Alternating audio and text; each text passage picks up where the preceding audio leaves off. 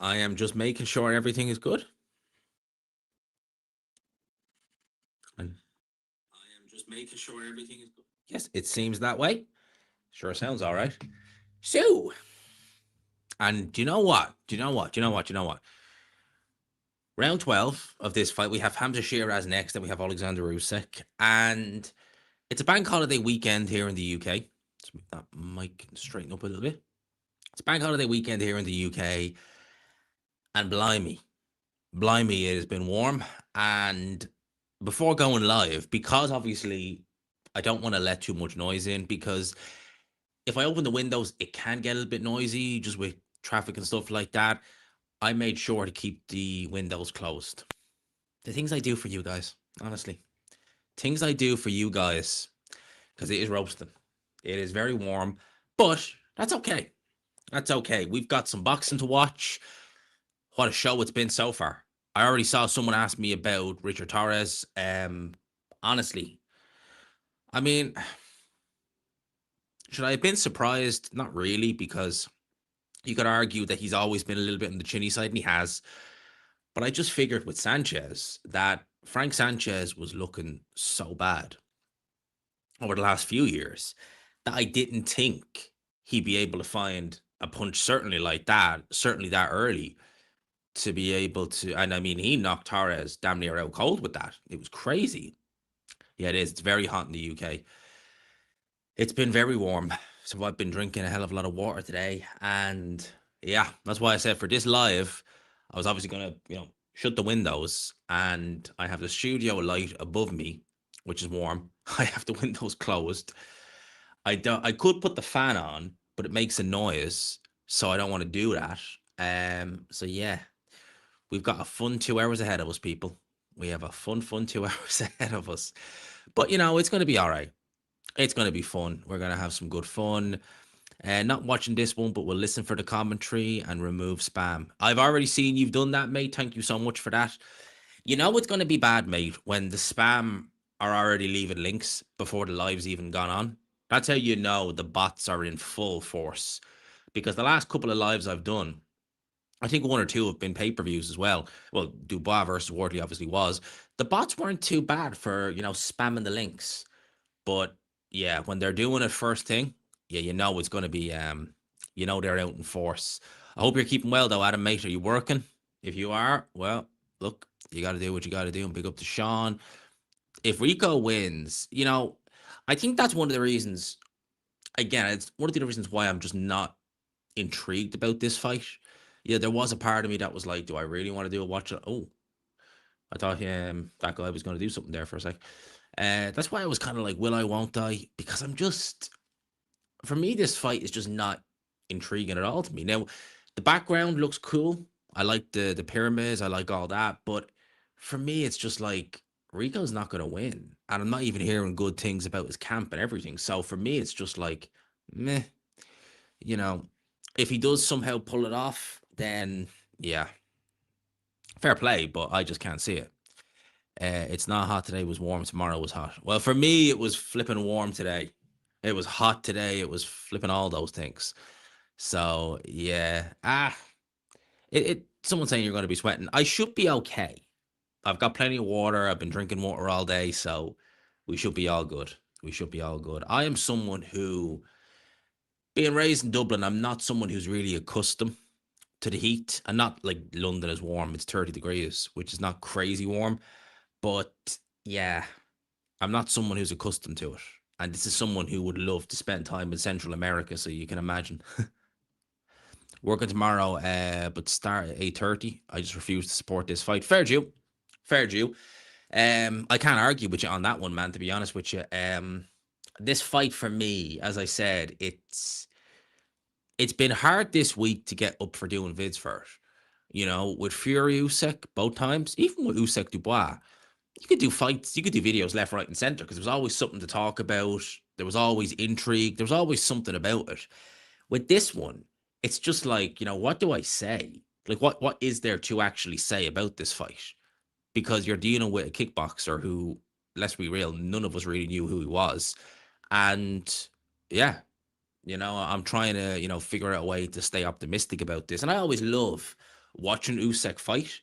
But this one is just like, I'm more intrigued to see how he looks if he slowed down a little bit, being that he's in the 230s now, rather than how competitive this fight's going to be, because Usyk should be beating Rico Verhoeven handily, and he should be beating him in a couple of rounds.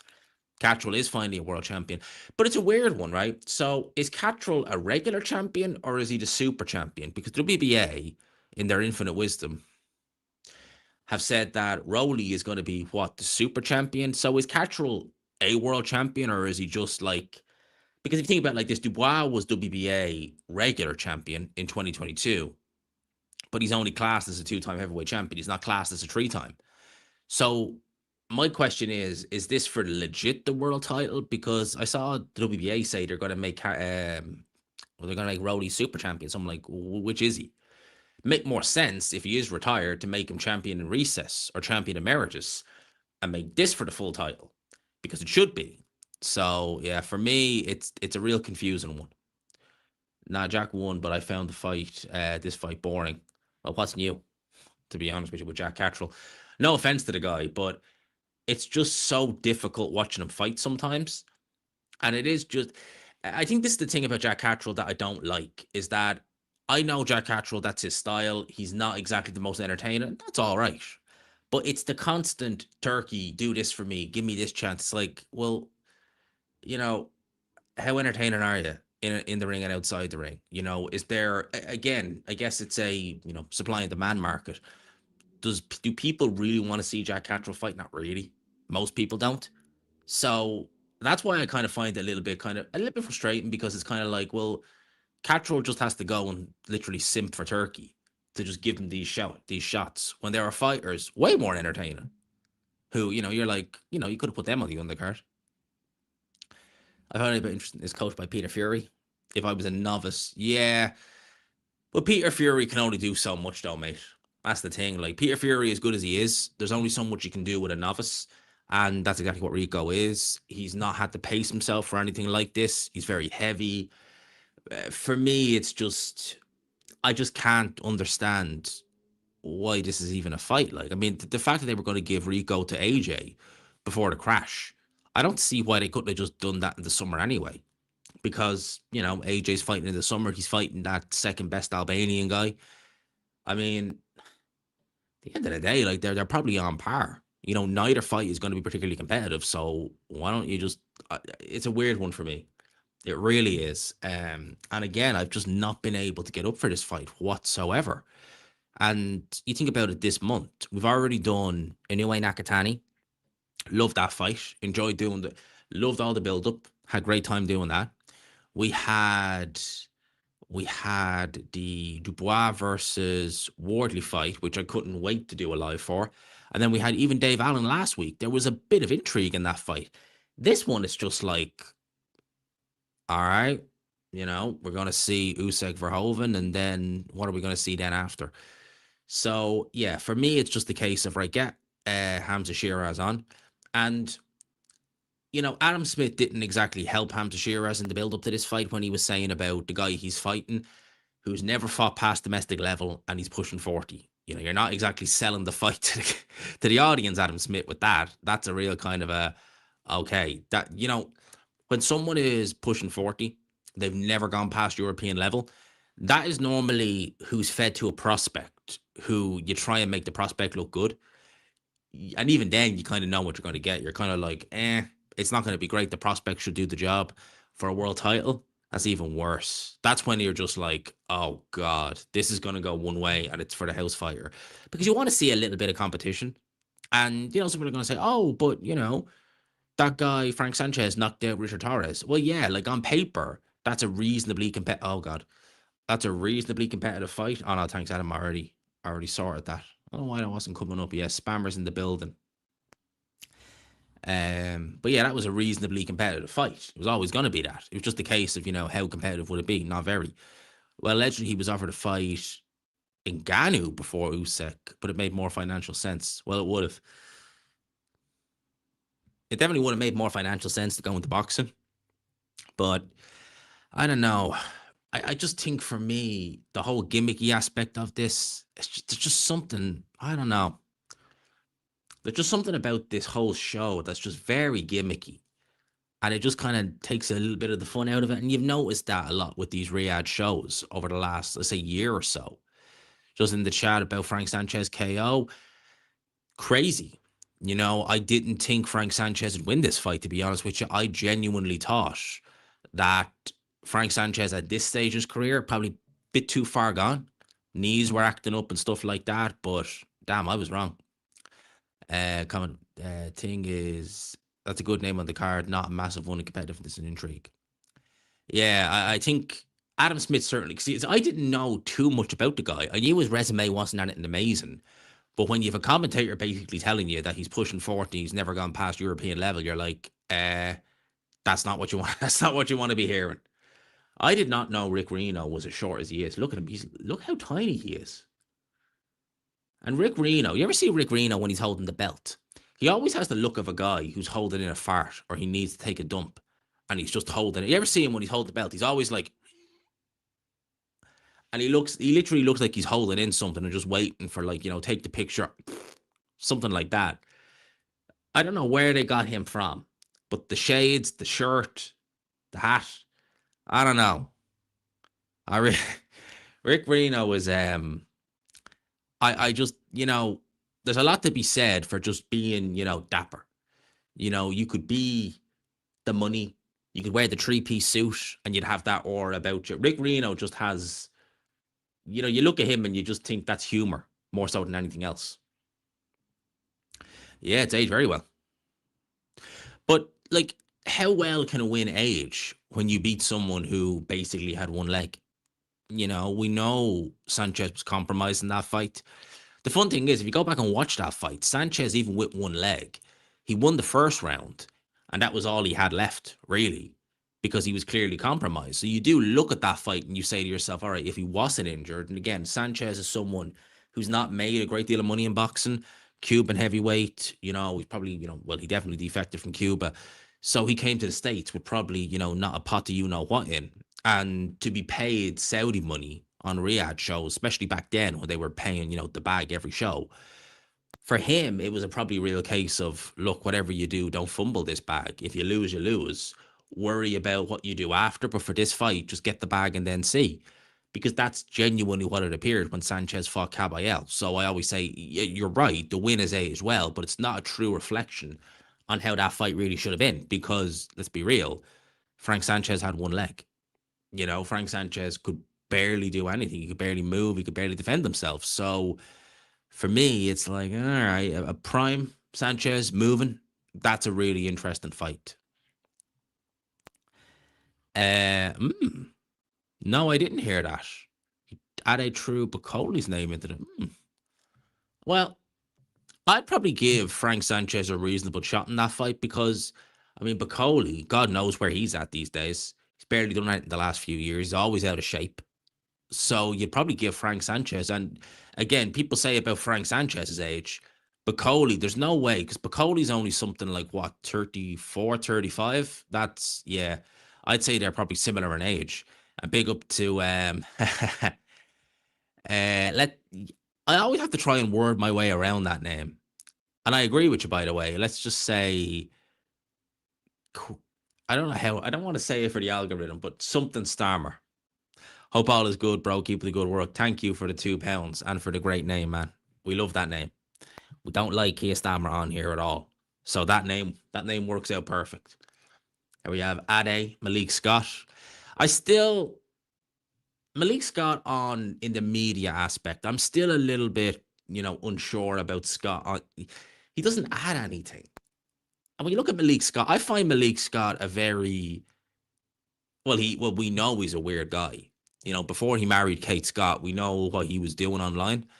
But there's just something very off about Scott. There's something really weird and really off about him. And for those who don't know, when I say before he married Kate Abdo, Malik Scott was doing OnlyFans. And he was doing OnlyFans with like a plus size girl. And like they were posting some weird stuff. Weird stuff. So yeah, that's why it's weird. To go from that to, Kate Abdo, as she was known then, it's like you've gone from a plus size girl to a size 0. I mean, it happens, I guess, but I mean, you've gone from one extreme to the other. Yeah, Malik Scott's a weird guy. He's a really weird guy. As you know, as you'll know, me as an ex-PT, would take an obscene amount of calories and inactivity from, it would. See, that's what people say. Like, people say, like, a big up evening to Temper as well. Big up to you, man. You look at what these guys are doing, and that's why whenever I see people like Dave Allen and stuff like that, the amount of weight they gain in a short period of time, for me, someone who's been in that industry, you look at that and you're like, but I just can't fathom how or what they were doing to gain that amount of weight. Like, when I did a preview of Allen last week, he weighed 230 something for the Lenroy Thomas fight, and in 2 months, he'd gone up 40 pounds. It's like, what did you do? Like, what did you actually do in those 2 months to gain that amount of weight? And how many calories were you eating? That's a stone a month. Roughly, that's actually more than a stone a month because it's 40 pounds. So you're talking over a stone a month for 2 months. What are you doing? You must. And bear in mind, he was training for a fight as well. Probably didn't do much training, but he would have still been burning some calories, at the very least. So you're like, what were you doing? Was shocking. Seems like two different people. Yeah, it was a weird one. And just get rid of that. But that's what I mean. Like, it's really weird because, to go from a plus size to K Abdo, which is a 0 size, that's because normally it's kind of, you kind of like it one way. You like the girls with a little bit of junk in the trunk, or you like them thin. You don't just like both, or it tends not to be the case. It's beer. I don't think he's drinking that much beer to get to that size. Scott isn't good in that size. Yeah, well, he's not. I find Malik Scott is just an odd character, just a very odd character, and yeah, I don't know what's going on in the boxing though. Well, we're waiting for Hamza Shiraz, and he should be getting the win, most likely anyway. But yeah, in terms of what Ross Kemp on something, won't go there. In terms of what he's saying about Bacoli on the beer, I mean, I've no doubt that Bacoli probably does drink alcohol as well. But the amount of weight he has, and apparently he's like a vegetarian or something. I mean, I've seen vegans overweight. I have seen that in the past where people have said, by the way, I'm a vegan. And, they're not crazy. They are a bit overweight, but they're not crazy overweight. But you would look at Bacoli and think, what the hell are you eating? It must be, battered Mars bars, chips, morning, noon, and night. It literally must be that. And, maybe, leek and mushroom pie or something like that. Leek and mushroom pie, battered Mars bars and chips, morning, noon, and night. Washed down with iron brew and Coke and everything. And even then, you're just like, how? How do you, like, it's just bizarre. It really is. Oh, they are out in force tonight. There we go. That's gone. Yeah. When you go live and like an hour beforehand, there's already bots. Yeah, it's going to be one of them. It is going to be one of them, unfortunately. Yeah, bots are in the building tonight, unfortunately. But it's all right. I've got mods. I've got everyone looking after it. We're going to be good. We're going to be good. Who's coming up now? Hamza Shiraz is next. He is fighting for the world title. And then it is Oleksandr Usyk. So they were given a time of roughly 20-11 tonight. Again, we get Usyk in the ring. And I reckon that's probably about accurate. Hamza Shiraz, he looked good at 168 pounds. He's a big puncher. He's in there with a guy, Adam Smith said himself, hasn't gone past European level, hasn't even fought European level. So he should be getting the win here. I've heard rumors, and Jack Cattrall did look good, to be fair. I've heard rumors, but Tyson Fury was teasing an announcement a couple of weeks ago. Or he was basically saying there'd be an announcement. And he was alluding to it being on a fight about 2 or 3 weeks ago. Nothing happened. So let's wait and see. Hughie Fury will pull out, I suspect. That's Hughie Fury's whole game, man. Hughie Fury, I've never seen a fighter, and I know people say he's sickly, but there was a stage early in his career where it was just like, no matter what, Huey Fury just wouldn't fight or wouldn't fight someone with a pulse. Then he started fighting or taking fights to people with pulses, and then he'd either lose or he'd pull out. It was really weird. Huey Fury is an interesting one because he's not the most talented fighter you'd ever see, far from it, but he's got something there, if nothing else. But yeah, they just don't seem to. I don't know. I really don't know. All my fellow Dutchies thinking Rico was going to win. Ah, it was like that with McGregor when he fought Mayweather. There's Usyk with ER, his daughter's toy that she gives him. But everyone was like that with McGregor. You know, you couldn't speak to someone in Ireland back in 2017 who didn't think McGregor would win. And you know the rationale they were given, it was bizarre, really. It really was. I mean, they're making it out as though Conor McGregor was like this, world level boxer, in spite of the fact he'd never even, fought professionally. He fought at a low level as an amateur, and it was like, no, he's going to do this. It's just like, really? So, yeah, I can imagine for the Dutch fans who are, boxing fans and just, they see it like it is. They see that Usyk is going to win. I can imagine for them having to deal with some of their casual fans. I'd say it's an absolute nightmare having to try and deal with them. Yeah, he really did. Not really, to be honest with you, man. Like, apparently, yeah, he is going to be back in July, but I was never a big fan of Conor McGregor, truth be told. And I've made that very clear over the last couple of like years, and people have asked me. Conor McGregor, for me, when he came on the scene, I was like, oh, he's from Crumlin, and you can tell because he's just the typical, poorly spoken Crumlin scumbag. It's as simple as that. I thought that at the time, and I think in Ireland, because he was successful, people gave him a pass. And it's like, the majority of people from Crumlin, you look at them and you just raise an eyebrow because, birds of a feather, so to speak. But people just gave him a pass. And then once he started losing and his behavior got even worse, that's when people, you had people saying he's a role model for young kids. If I had a son, I would be appalled if he was looking at, Conor McGregor. I'd be like, no, do not look at Conor McGregor as a role model, please. Don't be doing that. And big up to Stay Disruptive every single time, my man. How are you, man? How are you? You love the It's Not a Real Fight. I suspect it will be. I've heard stories about what's going on in camp, and not good stories either. That he's basically got no stamina, but he can take a shot. I suspect this fight's going to go as long as Usyk wants. That's what I'm thinking. Fury fights are Fury always takes fights like that when a good fight is passed. Fury offered Ruiz a fight a few years ago. Ruiz was more active, and he didn't take it. Did the same with Dylan White. Yeah, with Dylan White, I remember years ago, Dylan White, they offered that fight to him, and Dylan White was all up for it. And Peter Fury said at the time that we don't fight friends. Because Dylan White, for those who don't know, was very close with the Furies. And this is back when Peter and Tyson were still, like that. They were still close. And Dylan White was all down for it. He was like, yeah, we've been in camp, we've done this, but, a fight to fight, I'll take it. And yeah, Peter was like, nope, we don't fight friends. That was pre-Chisora as well. So Dylan White was still in his prime. He was still there, Anna Woolhouse. It's weird seeing her on his own show, to be honest with you. I'm not going to lie. It's quite weird. You associate her with Sky, you don't associate her with the Zone. Dave Allen is planning his next fight. He should be reimbursing the 8,000 fans for that fight. Well, I can't argue with you on that one. Yeah, he's going to fight in June 20th.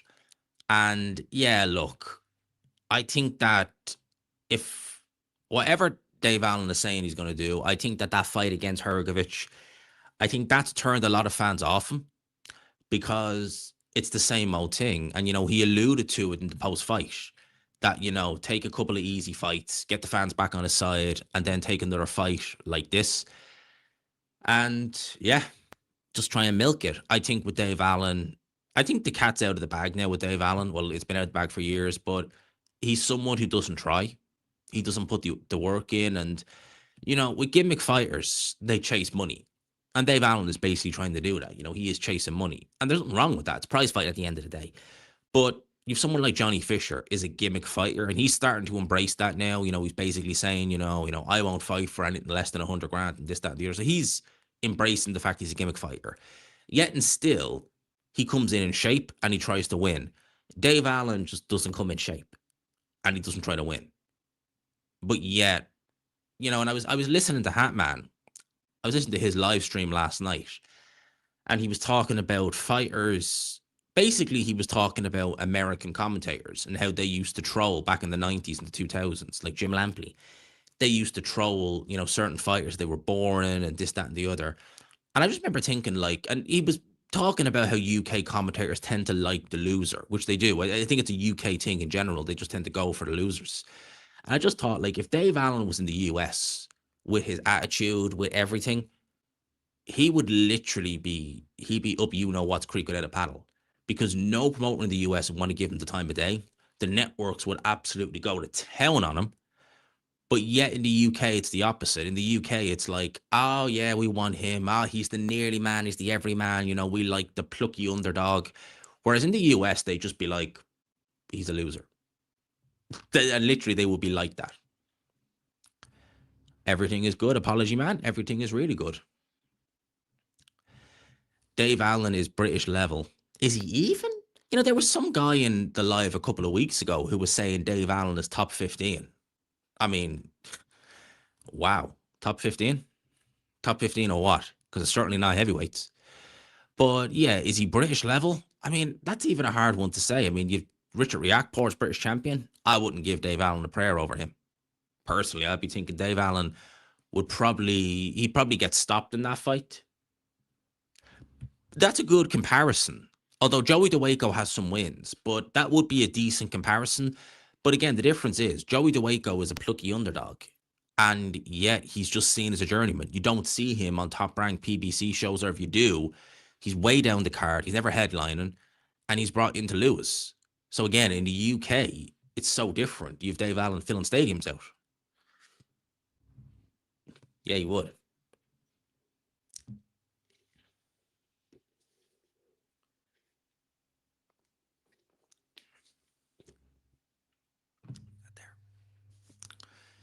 Big up to Matt Borgeson every time.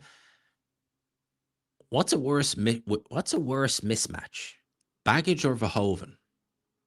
You're gonna have to jog my memory on who Baggage is. I'm just gonna get rid of that. Man, they are out in force tonight. Holy mother of God. But this is definitely a big mismatch. It absolutely is, and I don't think anyone's really given him that much of a chance. And I think, like Adam was saying earlier in the chat, he's coming into the chat just to listen and stuff like that, but he's not watching the fight. And I'm very much kind of almost, are you serious? Another bot. I'm going to let someone else block. There you go. There he goes. But yeah, the bots are out in force tonight. Holy mother of God. It's a worse mismatch in a championship history. Well, again, I mean, like it's unprecedented if you think about it, because here we have a guy who fought 12 years ago as a pro. He's not fought since then. And here he is getting a world title shot. I mean, that's just unbelievable. Yeah, the UK loves the everyday loser man like Dave Allen because a lot of UK citizens relate to him, which is sad, unfortunately. Kind of is if you think about it, because Dave Allen is constantly speaking negative about himself, which you shouldn't do. It's like, you should try and big yourself up, because that's not good for your mental health either, to be doing that and saying negative things about yourself. And yet, for some reason, people tend to like that. It's really weird. I don't get it, because you would want to say to yourself, like, oh, I believe I can do this. And if I did this, you don't want to be deluded and say, oh, I only lost because no, but you're going to want to big yourself up and, think, yeah, I can do this. You're not going to go into a battle and think, I'm never going to win, or especially if you had an army with you, because then you'll just, morale will be low. And he's done that time and time again. And I just don't understand how, like I said, people carry on acting like, that's brilliant and, it's something to be proud of. It's not really.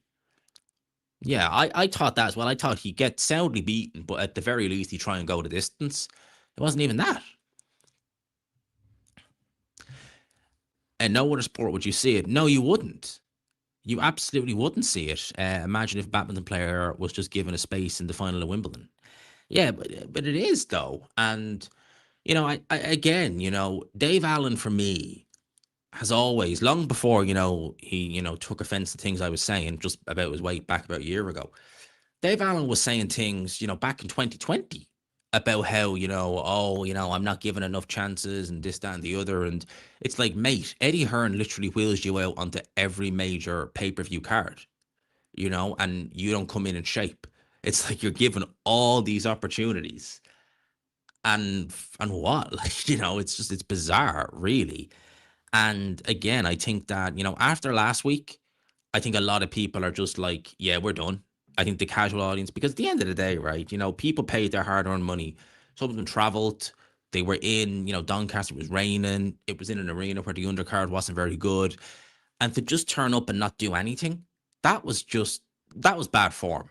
It's one thing. If you think about it like this, right, you get knocked out in a round, but you go and show them something. You get knocked out in a couple of rounds. It's a short fight, but you show them something. With Allen, it's just like, well, he didn't show them anything, and I wasn't meant to win anyway. It's like, what? it's bizarre. It really is. So, yeah. But you know what's going to happen?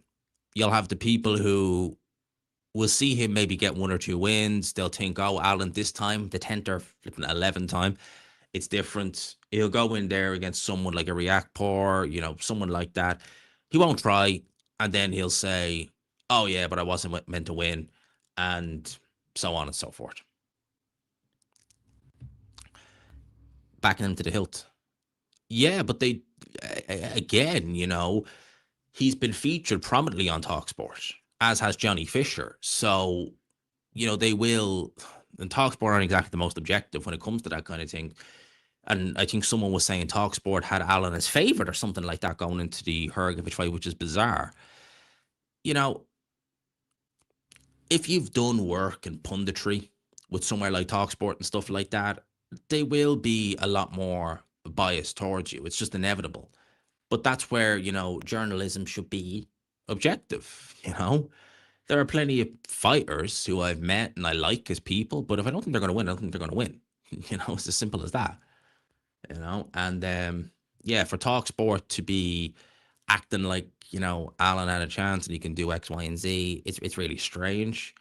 But saying that, I can understand in one regard why they do that. If you look at Johnny Fisher, who is just awful, terrible fighter, when you point out that you didn't think he even won a fight, and you have people like Gareth A. Davis getting banned from Johnny Fisher Senior's house, you're kind of like, well, you're damned if you do, damned if you don't. It's just an opinion at the end of the day. Everyone has one. It's like two arms. Everyone has one. You know. I think Richard Torres should think about his career at heavyweight. I think he should think about it in general. I think with a chin like that, he clearly doesn't have a good chin at all.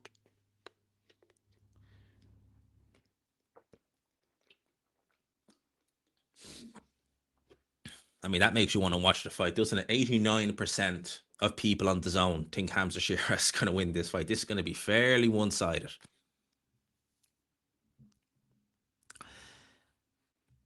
Clearly, Dave Allen is relevant in some shape or form because that's all the chat and live been talking about. Well, we brought Dave Allen up, and if I would say what makes him relevant, he's a good pundit. If nothing else, he's a decent pundit, but that really should be it. That literally should be it.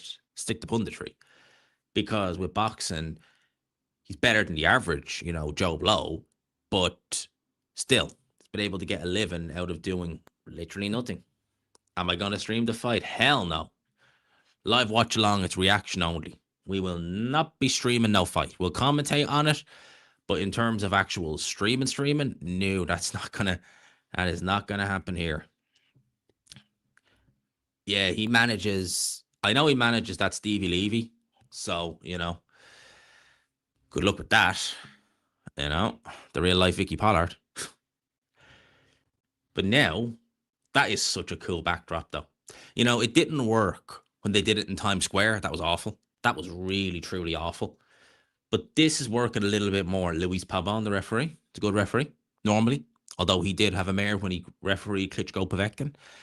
But I think that the pyramid, that background looks a lot better than the Times Square one. The Times Square one was awful. That was truly awful. But I guess trial and error at the end of the day. And this is a lot better. The pyramids, all that, I like it.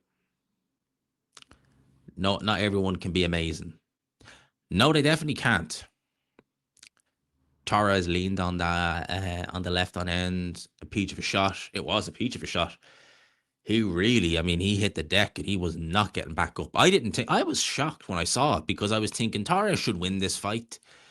He's not, he's not crazy much better, but Frank Sanchez's knees have been gone. But boy, was I wrong. In terms of the main event, it's after this. So this fight, which is Hamza Shiraz, it's going to be taking place just about now. And I just want to like that. No, I don't want to do that. There we go. Boom. So thank you for the £2. I appreciate that, man. But yeah, this one is going to be fun. This one should be. And again, the quicker this ends, and they did a big, long delay before this fight. I mean, we've been live now for over a half hour, and at least a half hour has been me just talking, trying to fill time between the last fight and this fight. Ilford, Essex. And thank you. Appreciate that. I'll just read that super chat. Thoughts on Gassiev versus Yoka? That's actually quite a competitive fight because Gassiev, although he can punch and he can really punch, he's looked awful at heavyweight. And Yoka, I feel a bit for Tony Yoka because he was keen for that Lawrence Okolie fight. Now he's inactive. I really don't know who I'd take in that fight, to be honest with you. I mean, if Tony Yoka showed up and he got on his bike, he'll probably win. Yeah, I tend to agree. Ilford is technically East London. It's Greater London. It's not Essex. It might have been Essex at one point, but it's definitely East London now, right? Round one is underway. So, Hamza Shiraz at 168 pounds, and he has looked a formidable force, and he's already got that right hand going. And already, I mean, look at the size difference. You do forget, and God knows how he did it. I'd love to know how he did it. I really would. But Hamza Shiraz at one stage was a 154-pound fighter. I mean, honestly, how on earth he ever made that weight is beyond me. I really don't know because Hamza's frame, he looks like someone who could probably go to 175 pounds and he wouldn't look small at all in there. And he looks just so much bigger than this guy, Alan Begic, who again, the commentator Adam Smith, I'm not going to criticize him too much for this, but he made a bit of a howler in the run up to this where he said that Begic is nearly 40, he's 39, and he's never even fought European level. And you're just like, yeah, that's not normally a good indication, especially if he's 20 plus fights in, nearly 40, and they've never matched him at European level. That normally says that they don't have that much confidence in him. And Hamza Shiraz already in this first round just controlling things with the jab, and there already looks like a chasm between the two because Begic isn't thrown back at all, really. He has literally just got the high guard up. He's from Munich in Germany. He's got the high guard, throwing no shots, and Hamza Shiraz is just backing him up to the ropes. There's a body shot that goes in from Hamza Shiraz as well. So this to me, and that's the first kind of punch, and even then he takes a counter left hook in retaliation. So for me, Hamza Shiraz looks like he is going to absolutely iron this guy out in a couple of rounds, if not even in a round, because the skill gap, the talent gap, straight in off the bat, and there's literally a minute to go here in this round, already is looking, off the scale. Right hand goes in again by Hamza Shiraz, and that's split the guard as well. And he's using that. Oh, that's a lovely jab from Hamza Shiraz. Snap the head back. So yeah, I can't imagine that this is going to go particularly long. And Hamza Shiraz, one thing you can say about him is that if you're a fast fighter, you'll have a chance because he is very upright. And we did see that when he fought, was it Amo Williams? Early on in that fight, Williams' speed and his counterpunching actually caused Hamza Shiraz some issues early on. Whereas if you're like this fighter who's just as upright as he is, with a very standard East European style, which is the high guard, not throw a lot of shots, wait, let them tee off. Yeah, he's gonna have a field day with you, and he's having a field day in this first round. It's an easy win in this first round for Shiraz. Takes a couple of shots there, but again, as soon as Begovic stops punching, Hamza, just so open to some counters from Hamza Shiraz.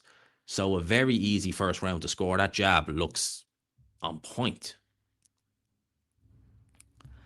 Usyk last fight should be Kabayel. I agree. I agree. He's his mandatory, you know, fight your mandatory.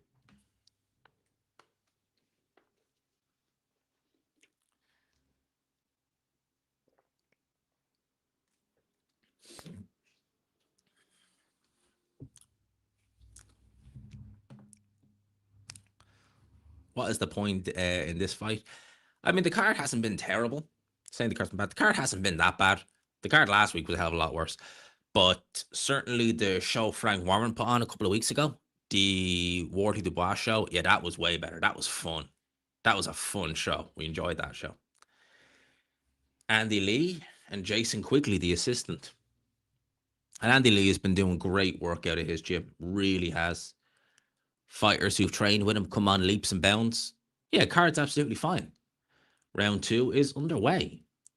So, oh, that's a nice up. What? Wait, what? He's lucky there because Hamza Shiraz lands a nice uppercut and the referee shouts break because the heads came together there. And that's the thing. As you can see what this guy is doing, Begic, right? Hamza Shiraz is very upright. He is very, very upright. You can get to his body.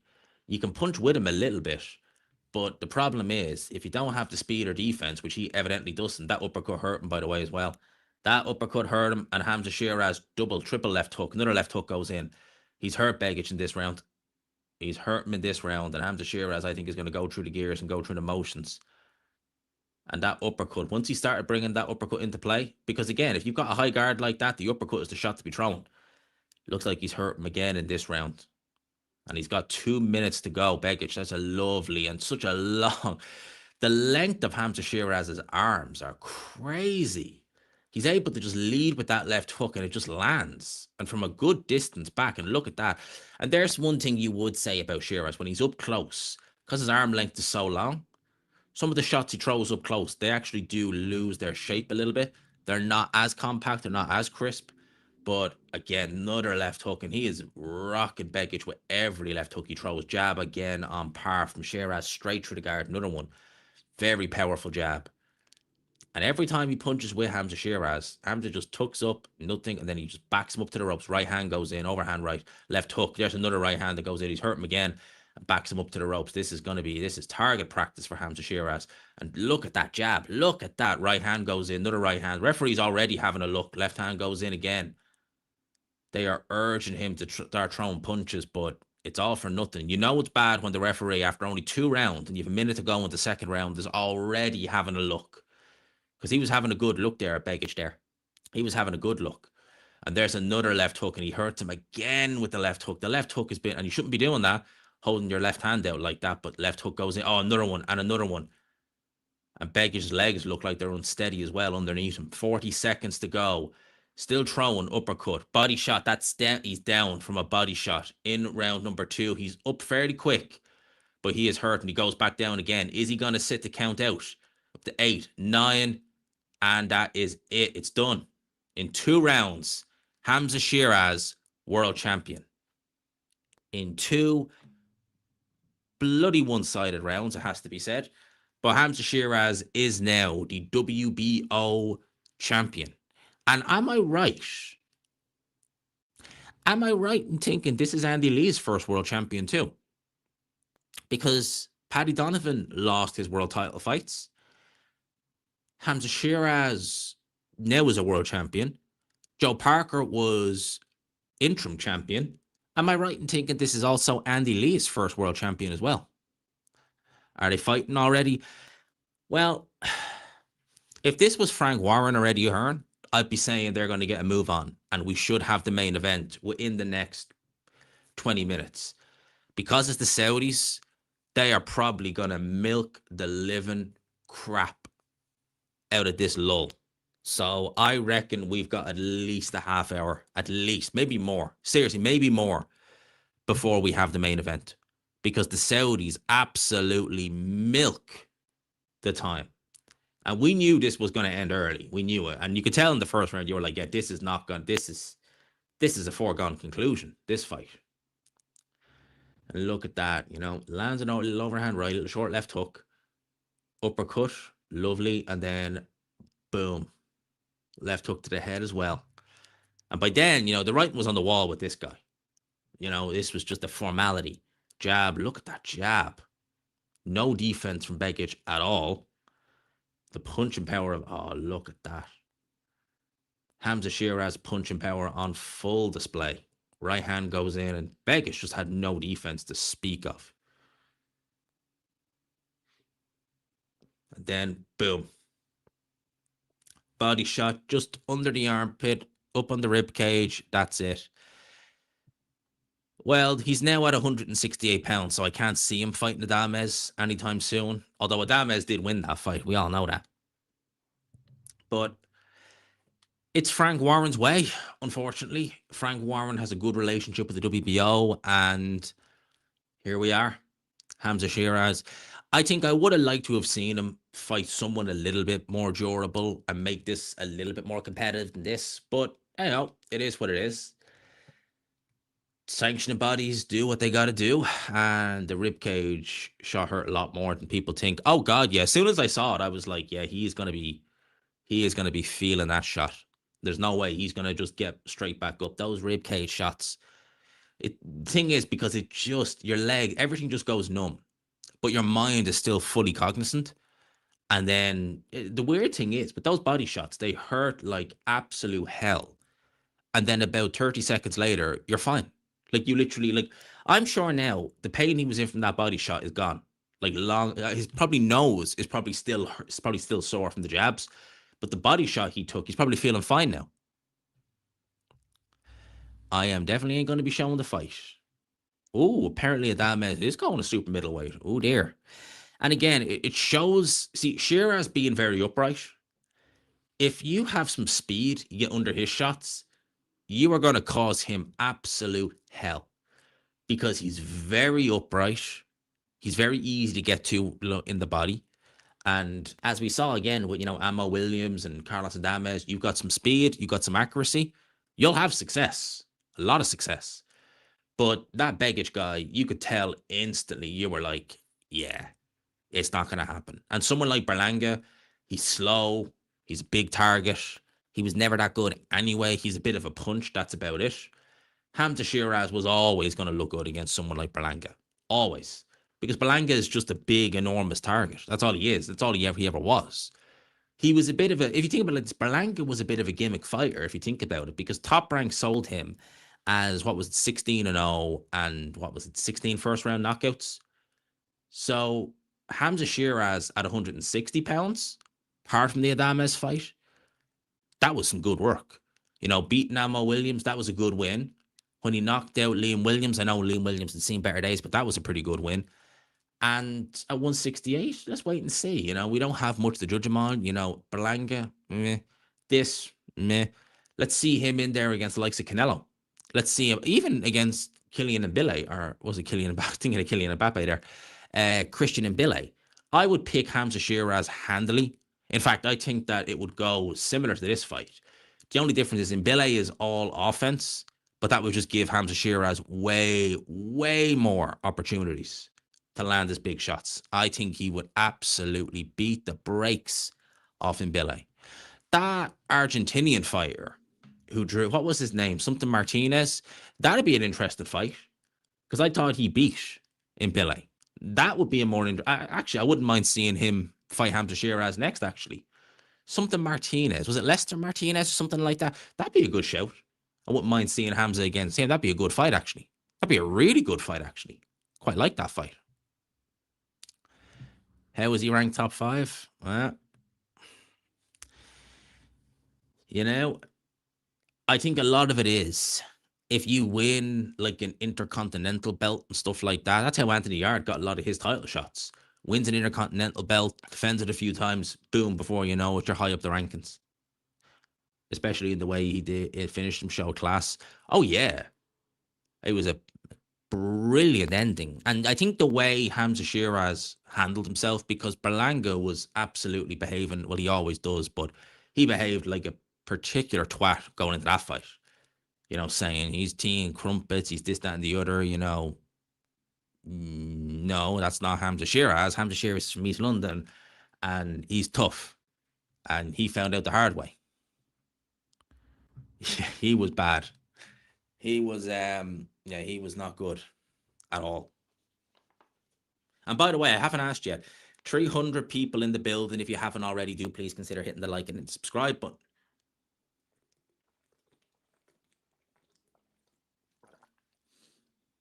Oh, it's hot in here. So yes, if you haven't already, I would encourage you to please consider hitting the like and subscribe. I would greatly appreciate it. Just gonna chuck that out there. What happened to Luis Lopez? I can't say that rings a bell. Luis Lopez. I can't say that name rings a bell with me, to be honest with you, mate. You might have to jog my memory on him. I don't even think I've seen him fight. Luis Lopez. It's not really ringing a bell. I'm not going to lie, that name don't ring a bell. When is the fight going to start? Well, it's on next. So they're doing the interviews in the ring. And I suspect, I'm hoping, I'm crossing everything, that they get a move on. That they just get a move on. All right, main event time. Because for everyone, that's what we want to see. That works out better for everyone. It really does.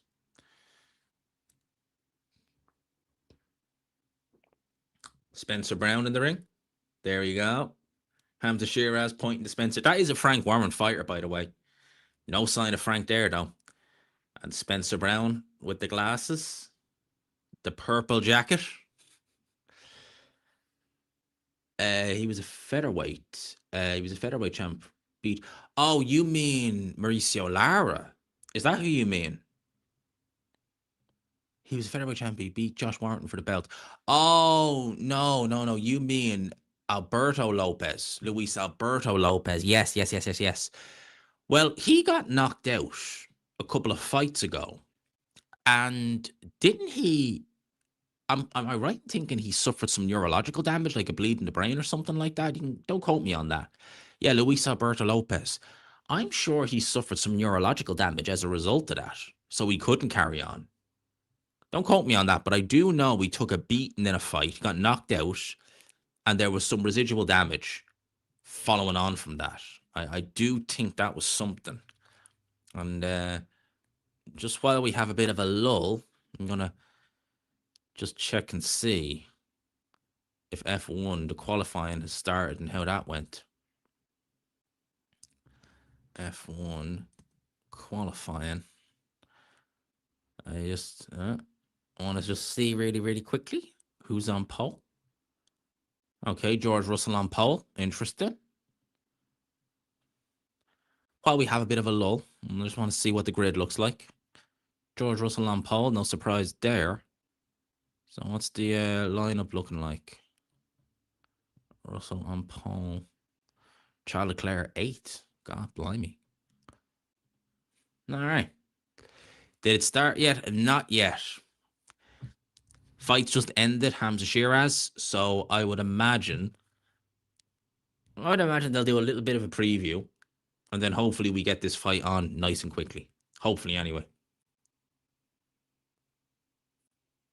I do hope we do. Current GGG versus Rico. Probably still GGG, even now. Catchel fight was very one-sided. Blimey, it was very one-sided. Yeah, Bud is different gravy. Bud is very special. He always has been. You could tell with Bud, there was something different about him.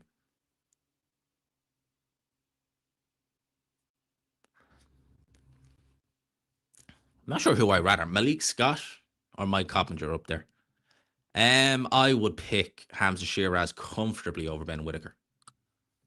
Comfortably, because I don't know how long Whittaker's going to be at 175 pounds for.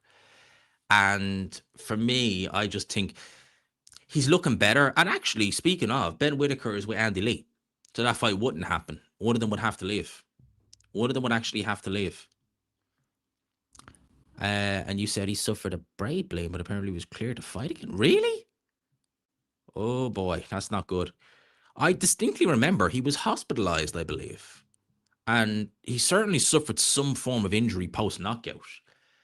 And if they're clearing him to fight again, I mean, if you've had any kind of injury like that or even suspected have an injury like that, You better off not playing, playing with your luck. They might say, well, tests come back fine. It's like, yeah, but it only takes a little bit of trauma on that head.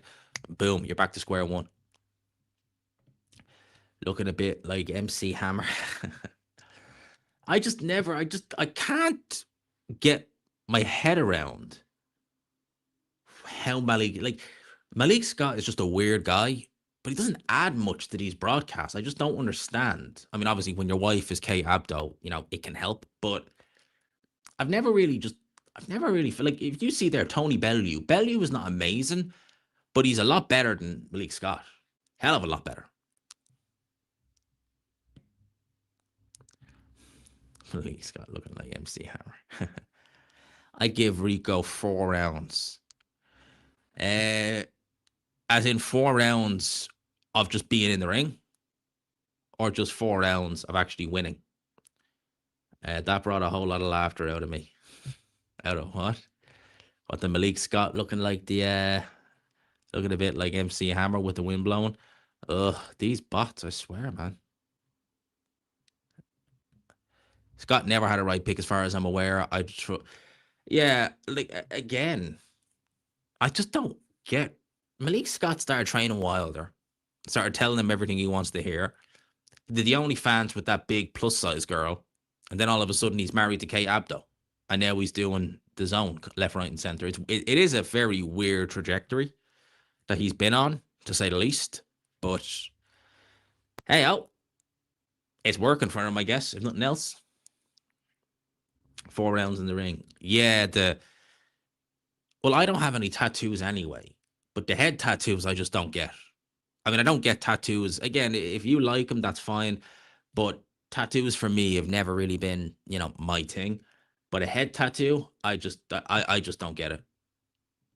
Oh, fan of your commentary. Thank you, Rave Station. And thank you. Adam already got rid of him. Scott must have one hell of a CV. Well, he's got an interesting CV, if nothing else, for the reasons I just outlined. He was a fighter. He was a trainer. He was doing OnlyFans with a plus-size girl. And then he marries Kay Abdo. I mean, you say it's an interesting CV. It's interesting, to say the least, but for all the wrong reasons. For all the wrong reasons. Was covered all over. Wow. You see, for me, one of the things about tattoos is that they probably do look good when you're young. Once you start aging, and how's Malik Scott gonna look when, say, he's 60, 65?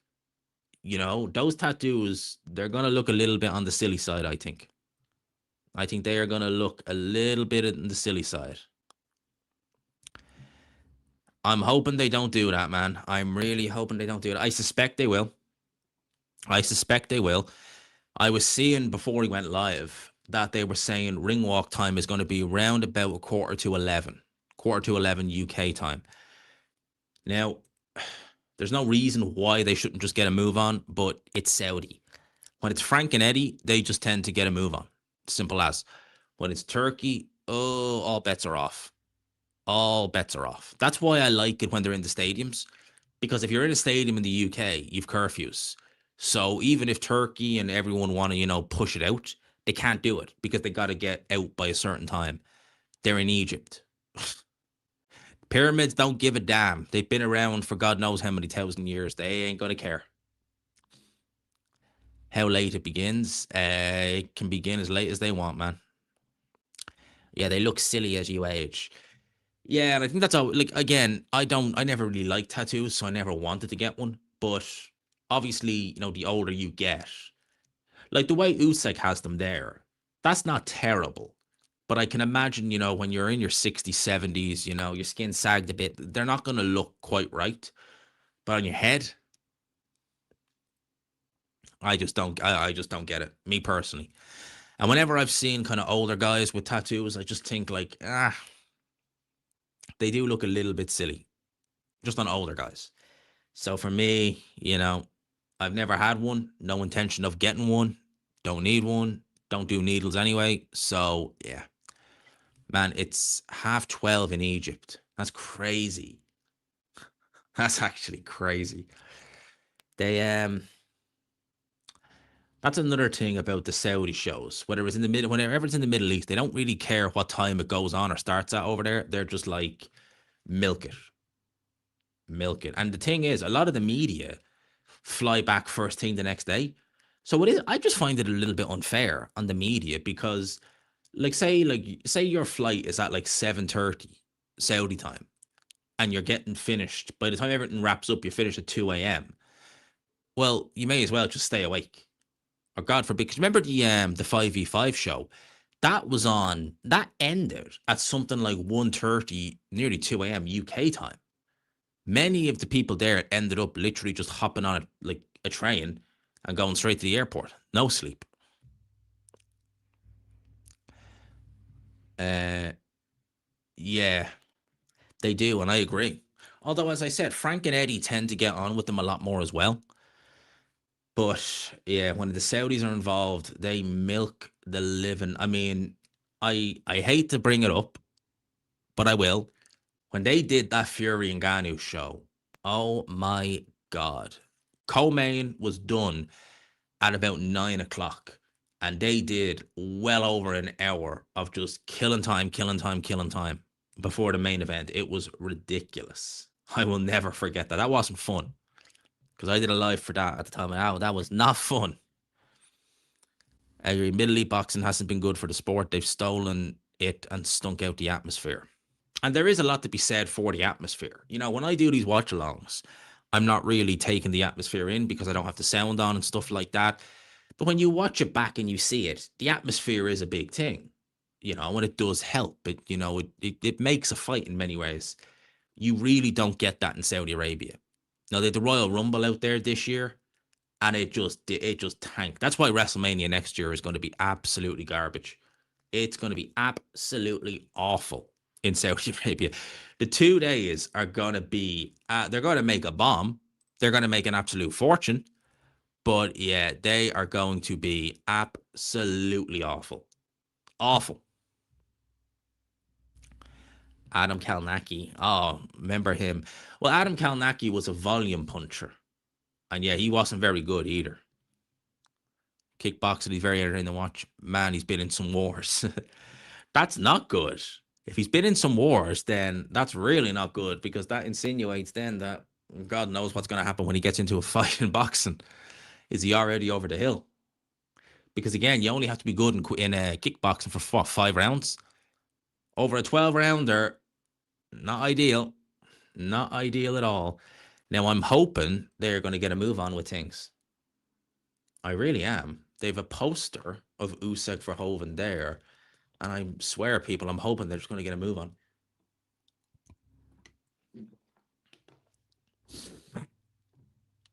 I really am.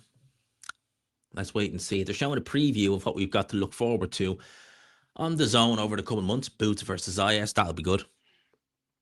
Joshua versus Pregrana, the second best heavyweight in Albania. There you go. Canelo versus Mbili. Canelo should be winning that fight. Should be winning that fight. Whether he does or not, that's another story. So some good fights. And I'm sure they'll announce more. Because bear in mind, we're only in May. And another commercial for this fight. Please get this fight on. Please stop killing time. I'm not surprised. They tend to. I'm worried they're going to drag this out, man. I'm afraid they're going to drag it out. And by the way, 277 people in the building. If you haven't already, please consider hitting the like and hitting the subscribe button. I would greatly appreciate it. There's over 200, nearly 300 people in the building, and we only have 72 likes. So if you can get the likes up, I would greatly appreciate it. G-man, they don't need to get a move on Egypt Council like Wembley Council. Wembley's in Brent. Here, Brent Council are not ideal, apparently. Although none of them are, to be fair. But yeah, I would like that. I do love the backdrop, though. Like Egypt, it does look amazing. And it's a country I would love to visit. Egypt. Be amazing. See the Sphinx in the background with the pyramids. Just looks incredible, doesn't it? It really does. Make that 73 likes. Yes, we get the likes up, man. And thank you to Greg. Love your accent, man. Wish you the best from Poland. Thank you, my friend. My Poland. Oh, there you go, man. 97 likes. You see that right there? See that? We went from 73 to 97. That's how you do it. You ask and you shall receive. But thank you, my friend. Yeah, North Dublin finest accents. What can I say? And yet, they still are killing time.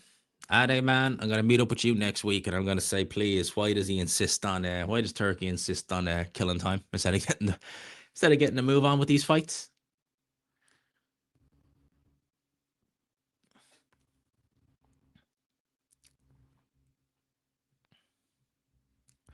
Yes, hit the big. Andy Ruiz is back. You can see the match here. No, it's a reaction. We're doing a watch along and it will be a live reaction. And thank you to everyone who's hit the like button. I appreciate that. I really do. We're doing well. We're doing well tonight, people. We're doing well. And if you haven't already, as I said, please consider hitting the subscribe button. That would be greatly appreciated. How late is this fight? Well, I reckon we're going to be looking at least another 10 to 15 minutes. At least another 10 to 15 minutes. And then we should be wrapped up in the next hour. It's just a case of how quick they push this fight. Because, you know, 5 3-minute rounds as high intensity, nothing like 12 rounds. No, it's nothing like it. And that's the thing, you know, when McGregor was fighting in MMA and they were saying, well, it's 5-minute rounds. Yeah, that equates to about 8 rounds of boxing. So what's he going to do when it comes to round 9, 10, 11, 12? And we found out after about 8 rounds, McGregor was done. Like, he was done in that fight. He was knackered. And that fight wasn't even fought at a frantic pace. It wasn't like he was throwing the kitchen sink at Mayweather. He just had no stamina to speak of after about 8 rounds. He was knackered. We're all knackered waiting for this fight. I can only imagine what it's like over there in Egypt. Bloody 12:30 at night waiting for this fight to end. Or waiting for this fight to start. Watching on a dodgy box and here on computer. Hey, man, you got to do what you got to do. You got to watch them whatever way you can. Asking you shall received by Amanda Wicklow. Liked and subscribed. Thank you very much. Well, McGregor's cardio was absolutely jack, you know what, in general.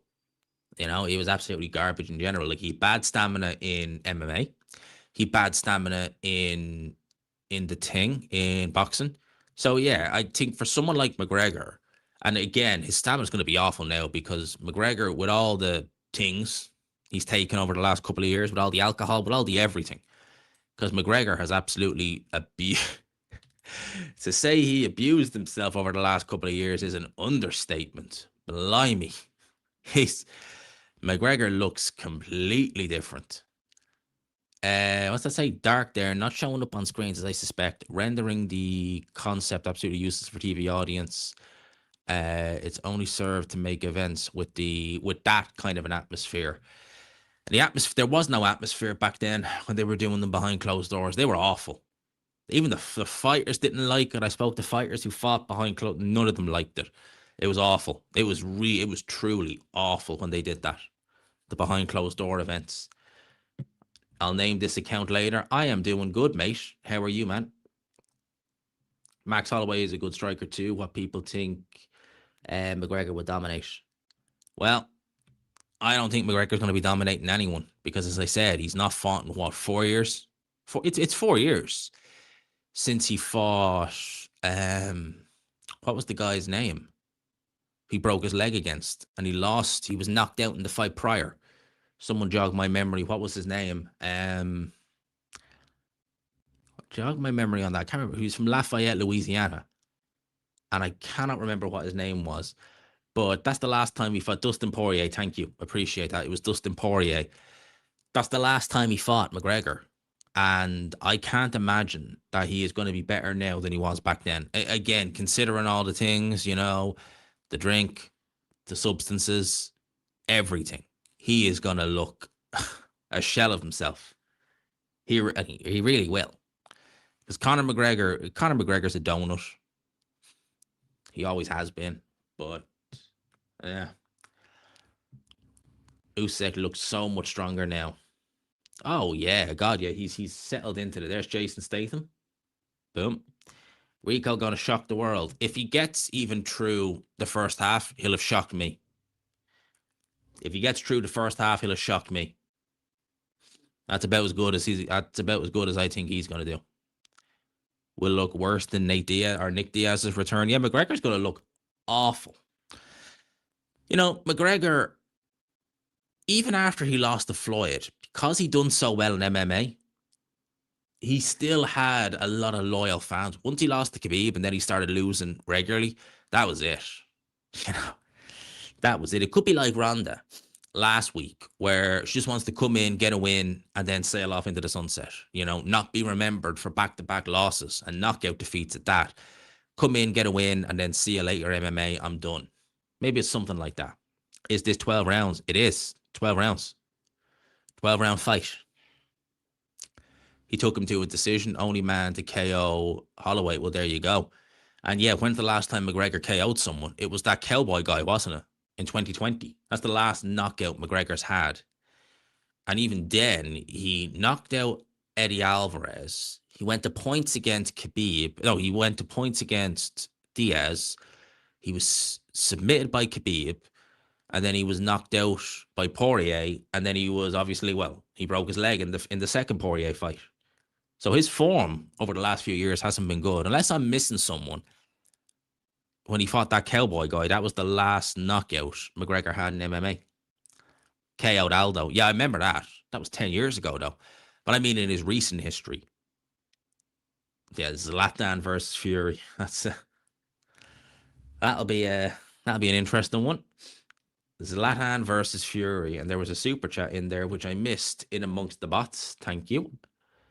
By Matt. Do boxers spar late at night for these shows?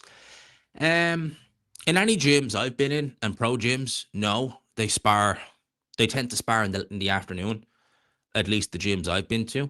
So you're looking at roughly between say 2 p.m. to kind of 4 p.m. That's kind of sparring times, which you would actually think is maybe not the best idea, because if you're fighting at late at night, you'd want to acclimatize your body with it. So, you know, you're sparring at like, 12, 1 o'clock, 2 o'clock, 3 o'clock in the afternoon. But then on fight night, you're fighting at like, 11 o'clock midnight. Teddy Atlas was someone. I remember when he was training Povetkin, he was someone who used to get a referee into the spars. So he used to get a referee and judges into the spars to make it seem, you're never going to be able to do it, but to make it seem as real a fight as could be. I mean, you're never going to be able to recreate it, but, it's not a terrible idea. Now they're showing keys to, they really are milking this, aren't they? Keys to victory from Oleksandr Usyk.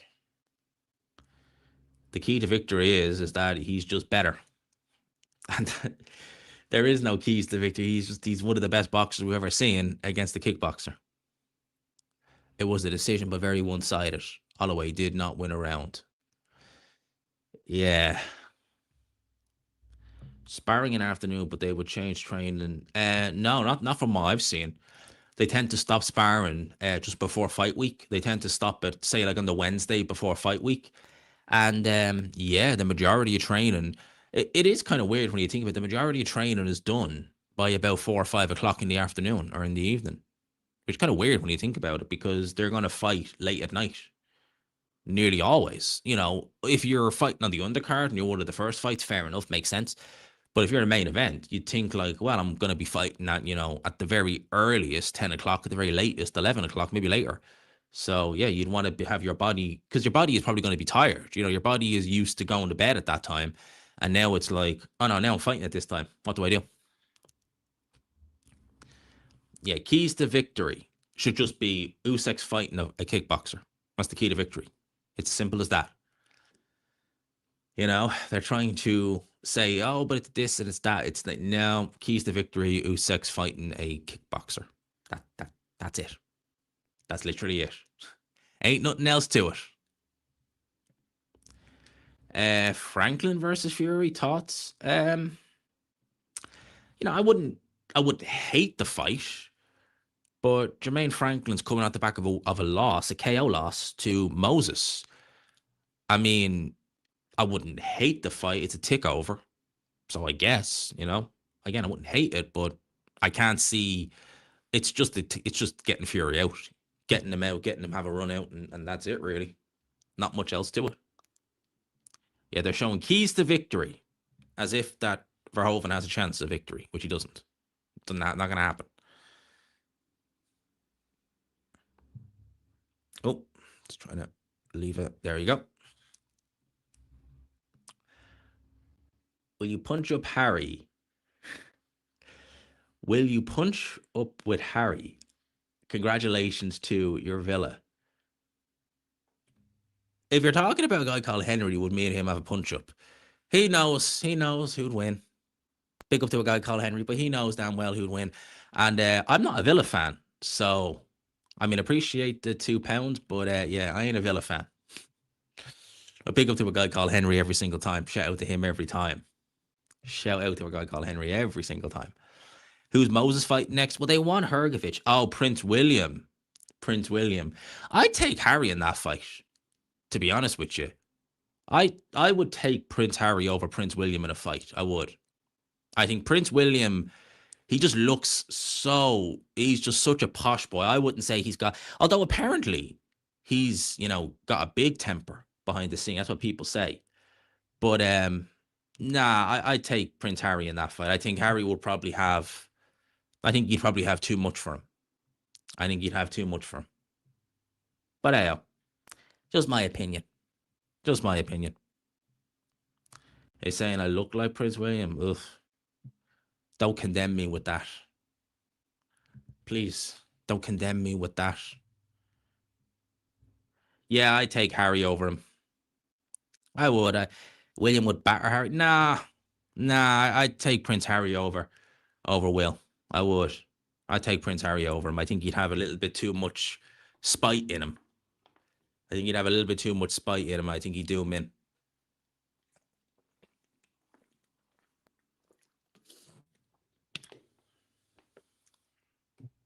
Yeah, we are running. Me and Henry are running the YouTube boxing scene.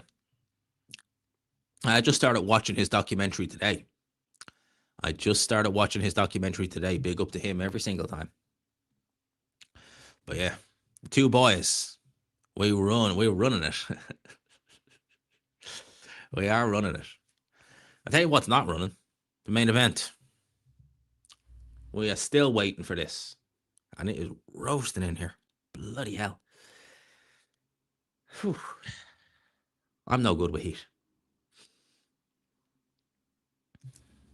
Predictions, Usyk inside 4. Yeah, I'd reckon it would be. Check out Motive Media. I've seen a few. I've actually been featured in a few of their videos, actually, believe it or not. I've actually been featured in a few of their videos. Just a few things I've said. Oh, title versus title. Yeah. Prince William versus His Excellency. He's known as His Royal Highness. He's known as His Excellency, who comes out on top in that one. You would imagine in a polo game. You'd imagine William would have to beat over Turkey in a polo game. You would imagine. You'd imagine he'd have the beating of him in a polo game. Surely. But which title would you rather? His Royal Highness or His Excellency? His Excellency does sound better, doesn't he? Because it just makes you see, like, oh, he's just, yeah, Highness, well done. Yeah, brilliant. Oh, but he's Excellency. Oh, interesting. We get a concert this time like the Fury and Gat. Hopefully not. That's the last thing we need. I think we just want to see this fight. We don't want to see Tony Bellew, in all fairness. We just want to see this fight. Imagine if the promoters put white collar fights on the undercard. That wouldn't be a bad idea.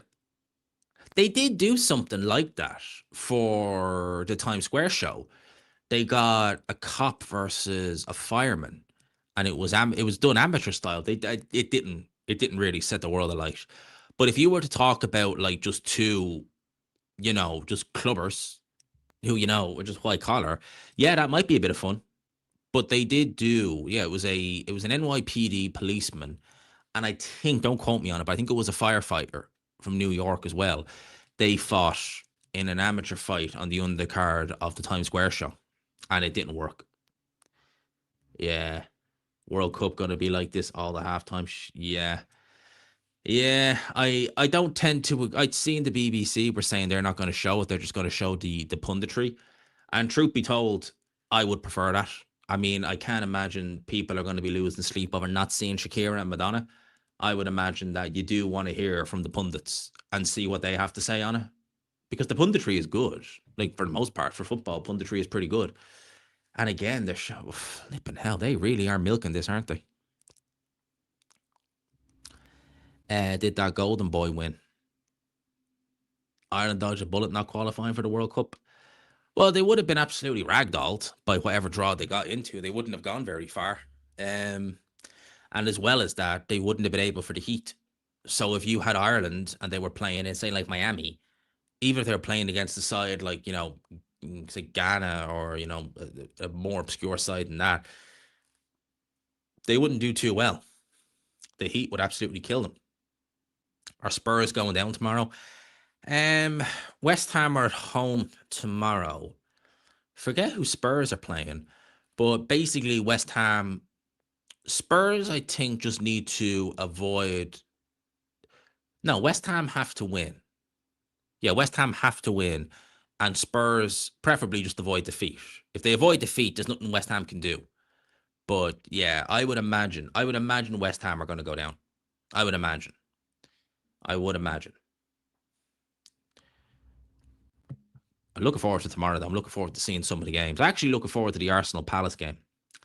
Yeah, I forget who Spurs are playing, actually. And I can't remember who West Ham are playing either. City are playing Villa. Arsenal are playing Palace. Liverpool are playing Brentford. I can't remember who. I genuinely can't remember who Spurs are playing or Villa are playing. Spurs, Everton. Everton not on good form these last couple of games. Everton haven't been looking amazing, so they might come up stuck there. They might get something from it.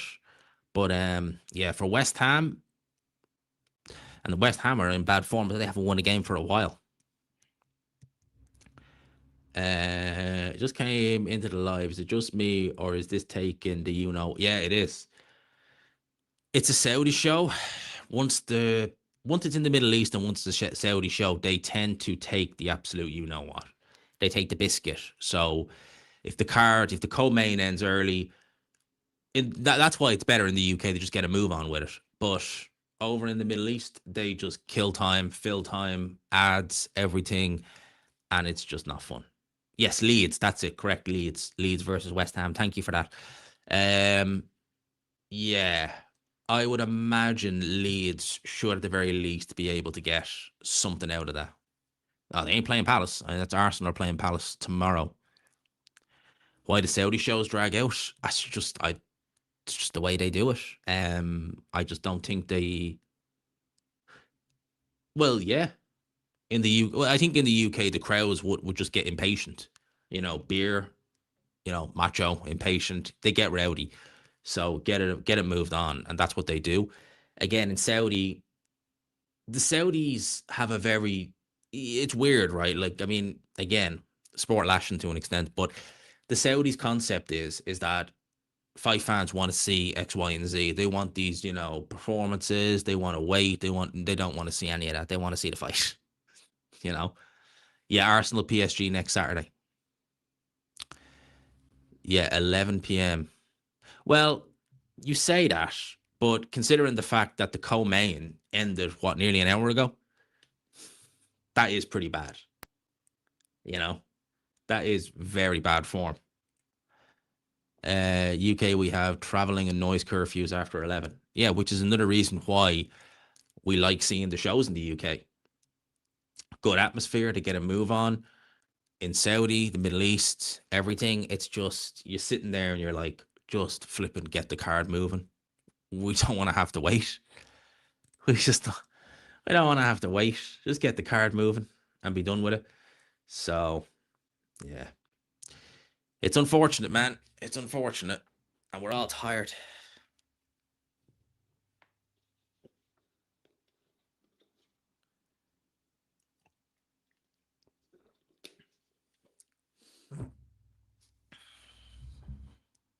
Usyk Fury 3. I hope not.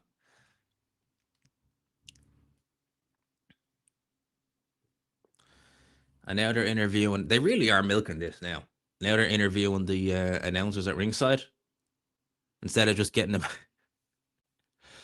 Oh, I swear. The Saudis, huh? A disgusting exhibition for the people paying for this. Well, I didn't pay for it, so I'm lucky. I am very, very lucky. But yeah, Todd Grisham. Is Todd Grisham the main commentator now? Is he taking over from Smith for this main event? Because it says main event play by play.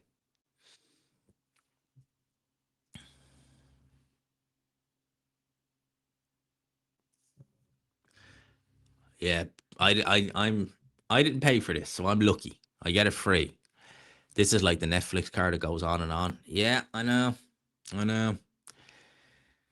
I don't get it. I really just don't understand it. Yeah, this is driving me mad now. Yeah, it's been 35 minutes. Yeah, as I said, it's been over nearly an hour. So it's over a half hour since the co-main. They really have it set in stone, don't they? If the co-main ends, it's an MMA guy. I forget the guy's name. I know of him because I recognize him as soon as I saw him, but I just can't remember what his name is. Why are there breaks between each fight so long? It's the way they do things, unfortunately, man. When the Saudis are involved and it's in the Middle East, that's just the way they do things. They just push the card out as long as they can. They try and fill it with stuff that no one cares about. The reality is, it's a boxing show. The fans want to see boxing. So, but the Saudis, they do their own thing at the end of the day, unfortunately.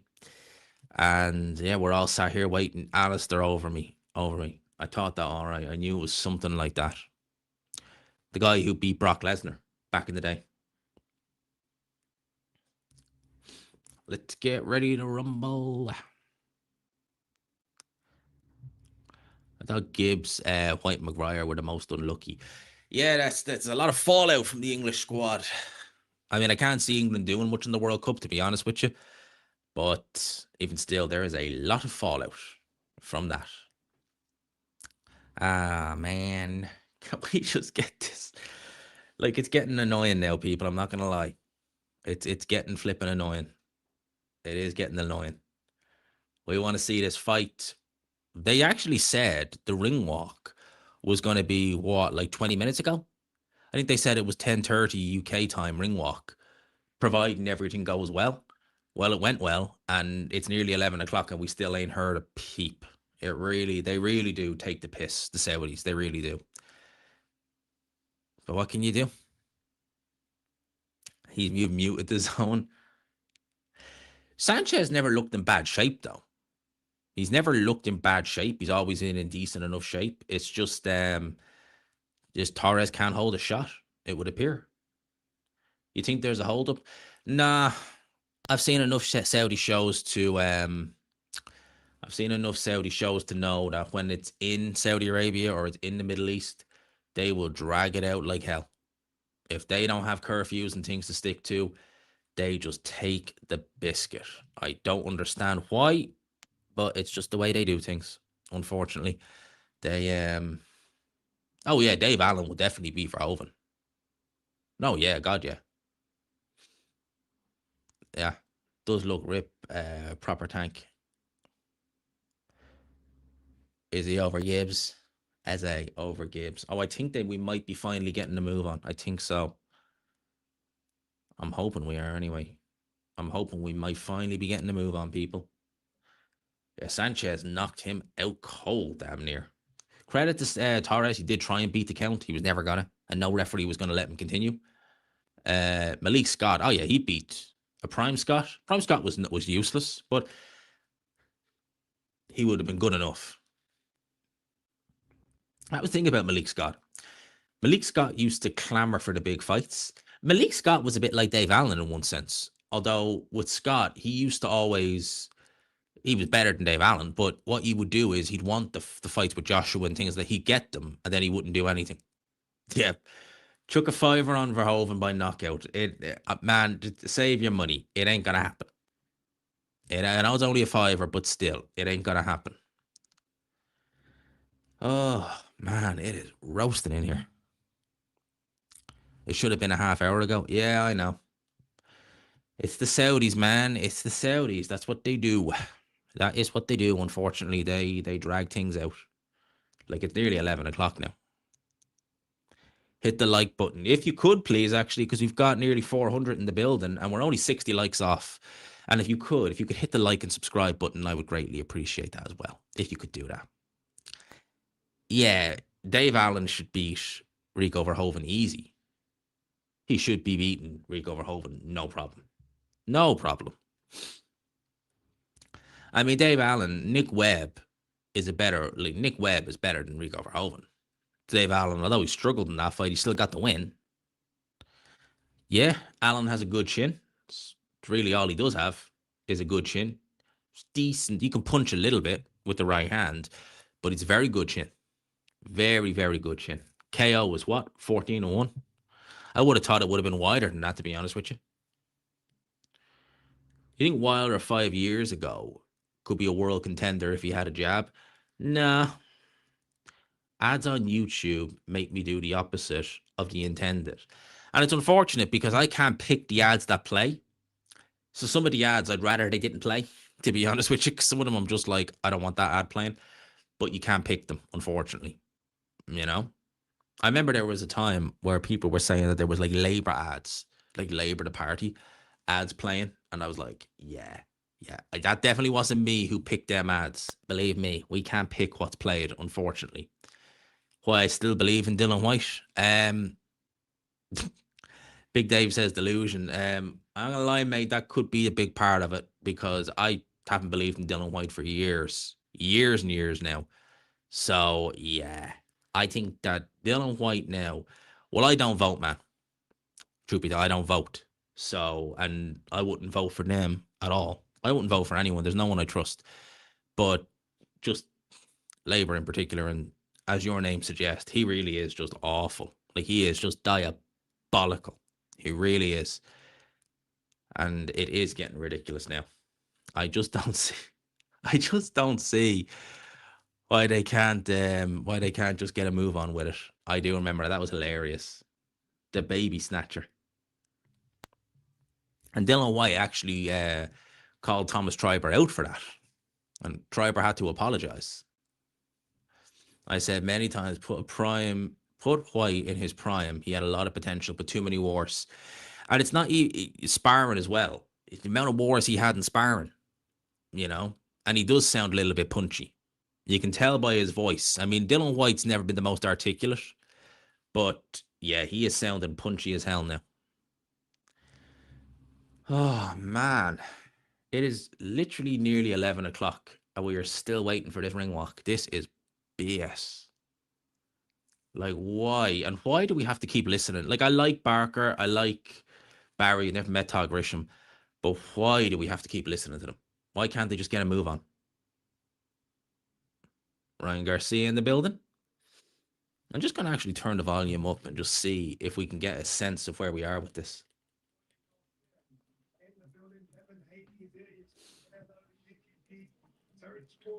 Devin Haney. And I got the stars with me in the studios, man. It's not overbringing the time, but there you go. There's Devin Haney talking to his excellently Tokyo shape. What fight have I got coming up? There's Devin and Ryan. Okay. Devin and Ryan. Oh yeah. Damn. We need to see them run that back. I was in their fight at the Barclays a couple of years ago. It needs to happen again. I feel like that's what they were talking to each other about. Maybe a few swear words involved as well.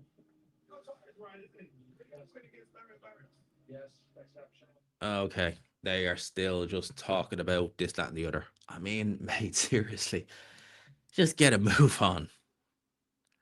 I have a feeling the UK audience like Joshua more than Fury. I don't really know about now. Once upon a time, yeah, but Fury has gained a lot of popularity over the years. So once perhaps, yeah, Joshua was definitely more popular. Now, I'm not so sure. But blimey, can they just get this?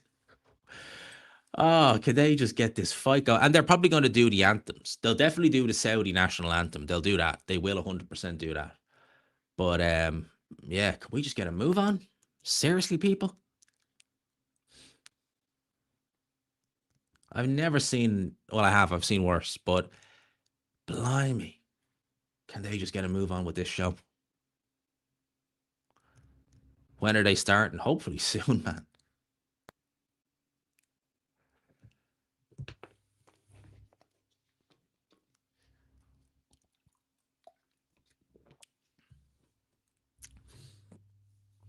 And you know what, right? I've said it before as well. Whenever there's a fight and they kind of kill the intrigue, because when the co-main ends, you're looking forward to the main and you're like, yeah, let's go. When you drag it out, the fans' intrigue just goes, because you're just like, what what's the point? You're making me wait.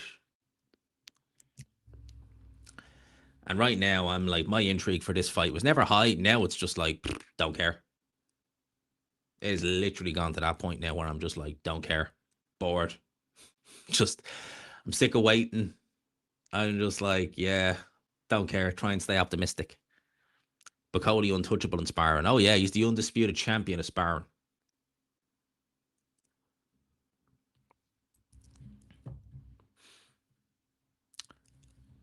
Oh no, I am. Yeah, it's kind of gone to that stage now where they've dragged it out that much, because it's one thing killing time when it's coming up, but when you're it's the main event, you're like, right, let's get going. We've got stuff to do, and it's like, don't care. You're like, now at this point, it's like, just don't care. The event and similar have been devoid of pacing. Actually, Conor Ben is. I haven't seen him there yet, which is bizarre. Maybe it's because Eddie's there. Maybe. But yeah, I haven't seen. You would have thought Conor Ben would be straight in, because he loves going to all these shows in Turkey, parading around like he's like a pound for pound star or something like that. Like that time he got Conor Ben into the ring, was it Crawford? Was it Canelo? He got like world champions and established ones, and was like, these are the best fighters in boxing. I was like, well, yeah, they are. Why is Conor Ben there? you know, I left and came back, and they still haven't come out yet. Yeah, no, they are killing. They are trying their best to drag this out as long as they can. Again, I don't understand why. I don't get why they need to. It's now 11 o'clock, and this is just getting ridiculous now.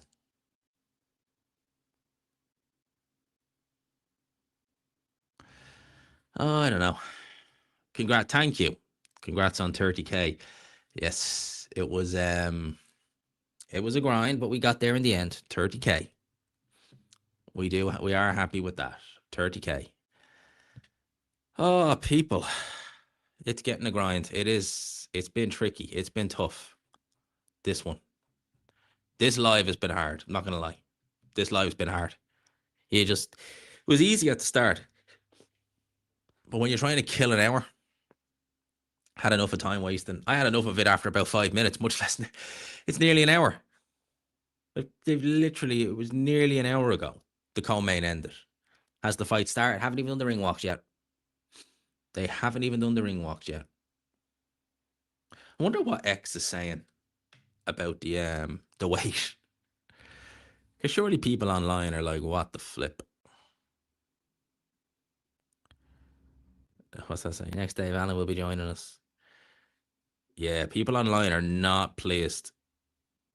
Yeah, they are not pleased.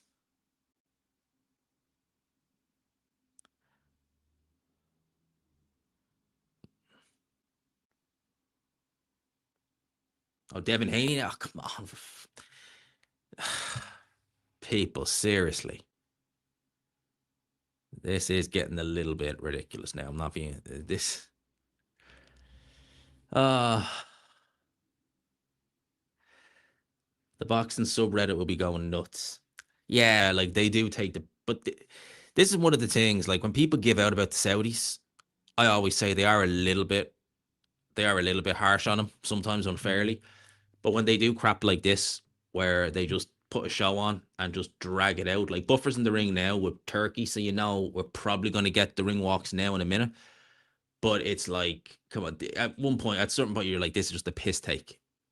And yeah, that's what people online are saying the same. They're like, it's nearly an hour. since the last fight. Come on, just get a move on. And yeah, I think that's the thing as well with Saudi. They make it very much about themselves. It's like, oh, now we've got to big up Turkey, we've got to big up the Saudi. It's just like, just people want to watch the fights. So just, yeah, it's been almost an hour. It's been crazy. It has been literally crazy.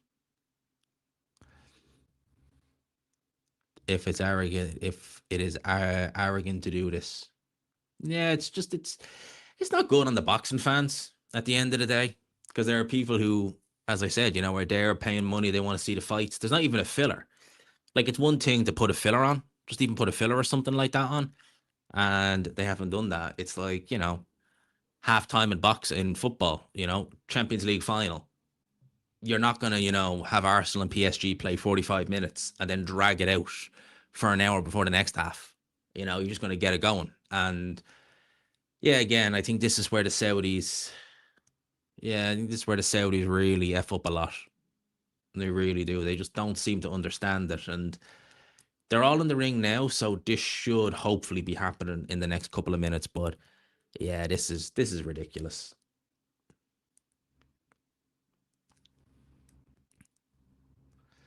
Why is this event happening totally? Oh, it's just a cash grab. It's just a cash grab for the Saudis, everyone involved. No money for this crap, just curious at the result. There's no, the result is a foregone formality, isn't it? Usyk should win. All right, they're done with Devon. They're all in the ring, and I think we're finally going to get the ring walks. And this would be very, if, yeah, there we go, tail of the tape, nearly an hour later. Bloody hell. Oh, bloody hell, a flipping hour after. So Usyk versus Rico. 1-0 with one knockout. 1-0. Brilliant.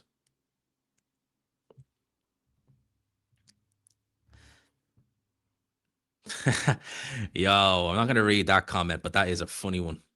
Even Saudi somethings are quicker.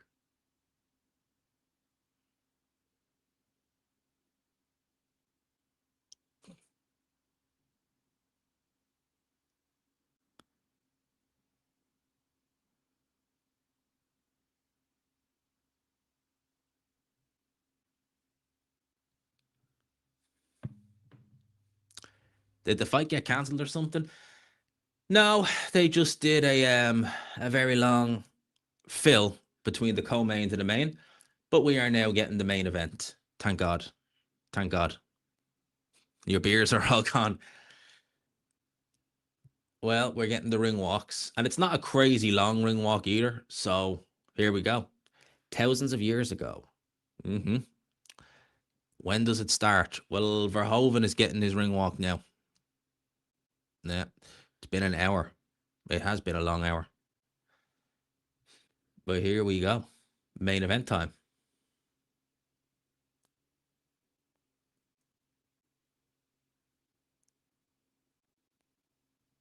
And now we have to watch another trailer. Brilliant. I know, and oh dear. When is it going to begin? Hopefully in the next few minutes. Hopefully in the next few minutes. It should be. It should be now. Verhoeven is about to do his ring walk because Fury found his strength. Yeah, Usyk is going to fight. He's there. Don't push the horses. Clearly, they took Usyk's word to heart. Don't push the horses. Rico Verhoeven with the guys dressed up as the ancient Egyptians in the background. Can you put the sound from the game louder? I don't want to put the sound on when they're doing their ring walks because of the music. It's as simple as that. I'll put the sound on when they're announcing the fighters. But for the ring walk, I want to just new music just in case, because God knows what might happen. Um, because they do pick up, YouTube can pick up on crap like that. And Verhoeven making his way to the ring. Slowly, mind you. Nice and slow.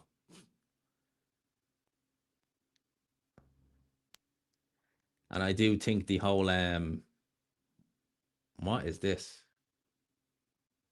Oh, bloody hell. Really? So he's not going to the ring. They have him standing on some platform, wherever he is, with the guys holding fire.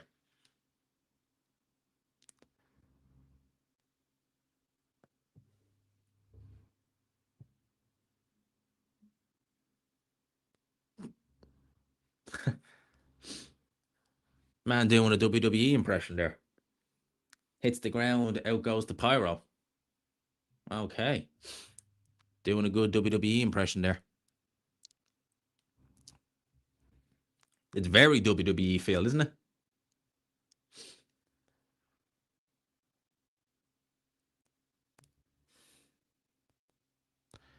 It's clobbering time.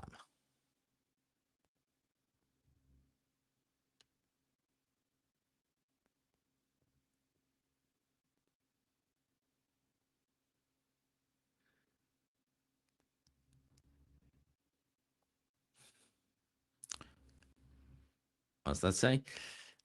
I'm getting in the Verhoeven bandwagon. No, you mean the Verhoeven bandwagon? I ain't in that bandwagon whatsoever.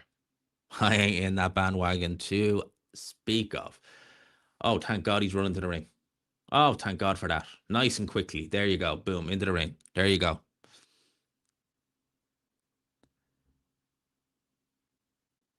Rico Verhoeven. Previous fight, April 2014. Don Charles said he will not push. Don Charles said that Tony Bellew quit against Adonis Stevenson. I'm actually going to do a vid on that tomorrow. Don Charles is a flipping donut. That's what he is. Saying that Bellew quit against Adonis Stevenson. If you've ever seen the Stevenson fight, Bellew got the brakes beat off him in that fight. And the referee stopped the fight when he was literally knocked out on his feet. If you've ever seen it, he gets dropped in round 6. And then Stevenson backs up to a corner, hits him with a left hand. Bellew goes limp, and the referee jumps in and stops him. And if he'd let Stevenson have a free hit, Bellew would have been all sorts of messed up because Stevenson was a serious puncher. And somehow, that's Tony Bellew quitting. I mean, that's just ridiculous. Like, the things Don Charles comes out with, they really are just crazy. Some of the things. Adonis Stevenson absolutely battered Bellew in that fight, and he didn't quit. Like, Bellew never showed any quit in that fight. I mean, like, he was down. He could have been seriously hurt had the referee not jumped in and stopped the fight when he did. Because again, Bellew was out of it on his feet. He was KO'd on his feet. Yeah, Don Charles is Don Charles was someone I never paid much attention to because he never really had that type of a fighter until he got Dubois. And he came across quite good in his early interviews with Dubois. Boy. Yeah, he said Dave Allen would stop. Yeah. Bellew won't ever quit. No, Bellew has never had any quit in him. Never. Against I think all of his losses, apart from the Cleverly fight, have been by KO. But he's never quit in any of those fights. He was outpointed by Cleverly in the first fight. He was knocked out by Stevenson, and then he was knocked out by Usyk. But he's never quit, and he's been down loads of times. But yeah, he's no quit in him, Tony Bellew. And yeah, to say that Stevenson fight, he quit. I mean, I've never heard I don't know how you could look at that fight and think Tony Bellew quit. He was stopped by the referee. He didn't go down voluntarily. He didn't take a knee. He literally was, getting a beating in that fight, got dropped. And then, yeah, he got hit with a left hand. He went limp in the corner. And the referee jumped in before Stevenson could get a free hit. And believe me, if Stevenson with his left hand back then got a free hit on him, boy, that would have been bad news for Bellew. He might not be even doing work for the zone today if Adonis Stevenson back then was able to get a free hit on him with the left hand. Yeah, both fights were awful. Both fights were absolutely awful. Yeah, Bellew turned his back. He turned his back because he was pretty much out of it. If you see the knockout, the subsequent, like how it ended, right? He literally turned his back because he was out of it on his feet. He's in the corner, he was out of it, and then the referee jumped in and stopped it. So, again, when a fighter is like that, where their legs are gone, they're pretty much incapacitated. It doesn't matter what way they look. They're just he didn't quit. So, yeah, the idea that he's coming out with Don Charles that he somehow quit, I just think that's just ridiculous. It's just so pathetic. It really is. But before, I want to just check the quickly.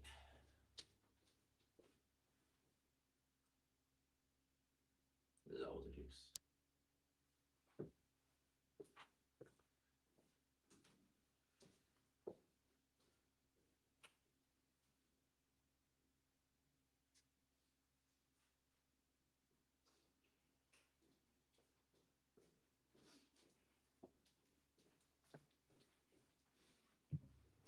Okay, I just wanted to make sure that I had plenty of juice left in the phone, which I do, and I said I will while I'm here.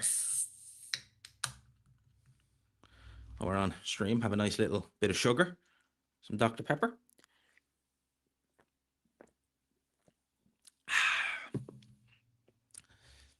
You gotta love a bit of Dr. Pepper.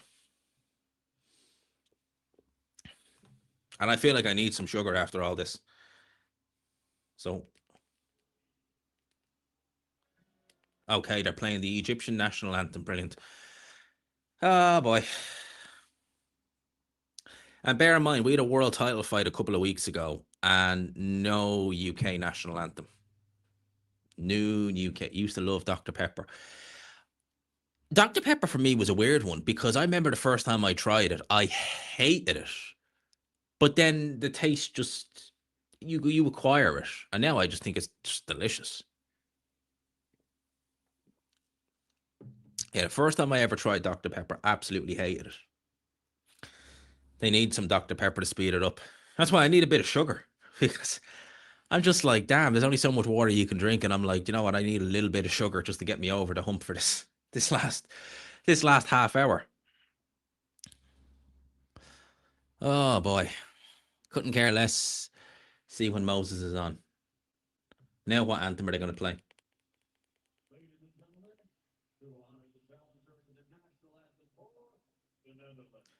I hear that anthem so much in F1. I don't need to hear it here. Oh yeah, getting some F1 vibes here. Yeah, Max Verstappen won the race.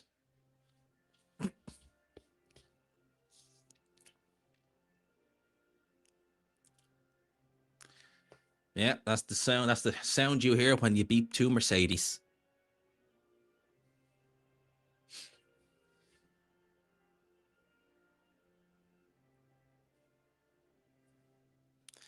If you're an F1 fan, you know that anthem oh too well.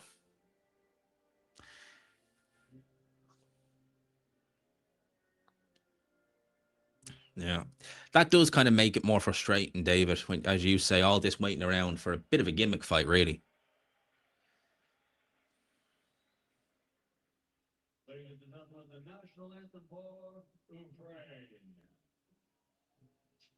And then we should be good to go.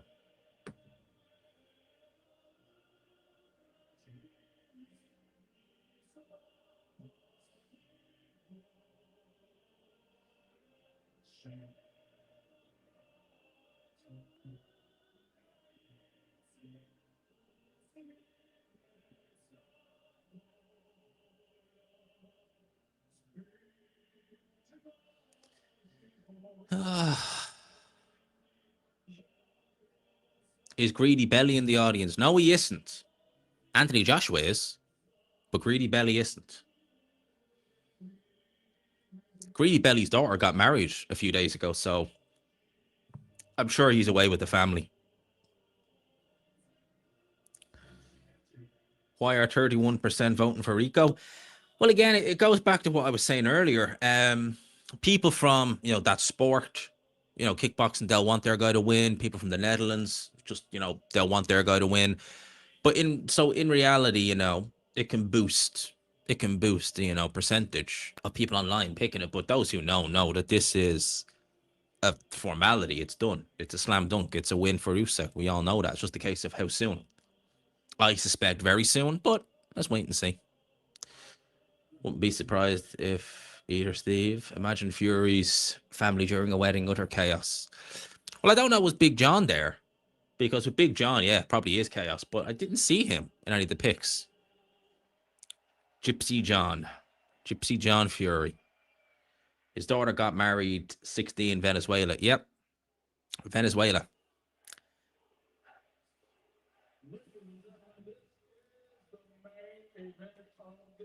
Oh, we did wait long for it.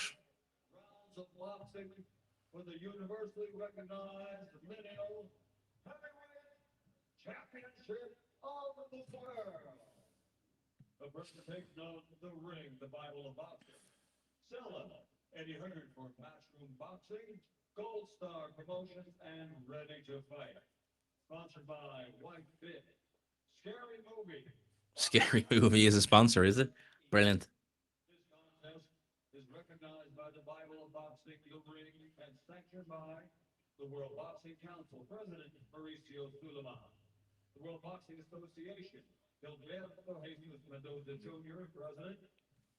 Is Loma there? I haven't actually seen him yet.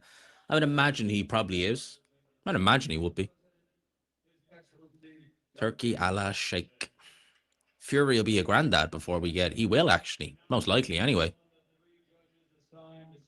Traveler John Fury.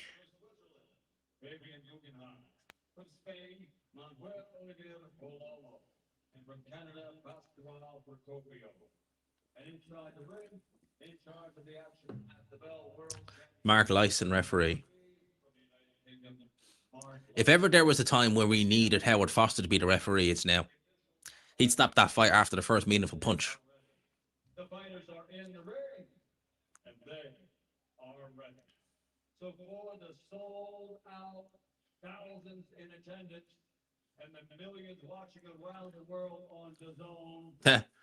I thought Eurovision was over.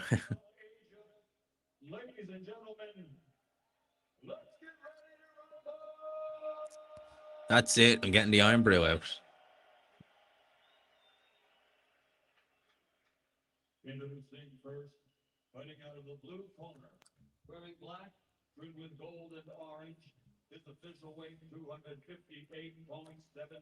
He looks jacked as hell, Verhoeven, I will say that.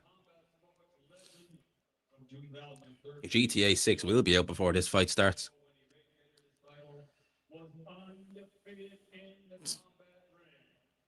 Is Venezuela's brother called the Democratic Republic of Congo?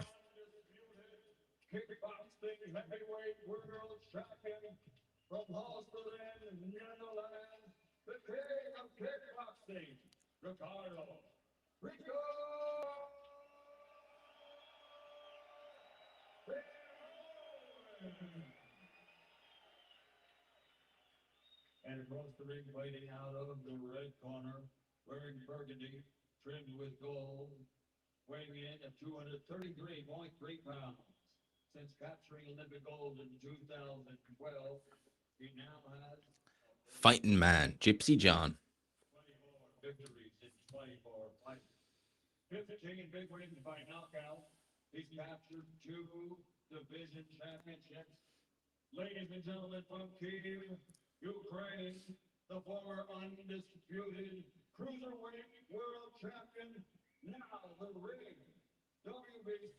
Oleksandr Usyk.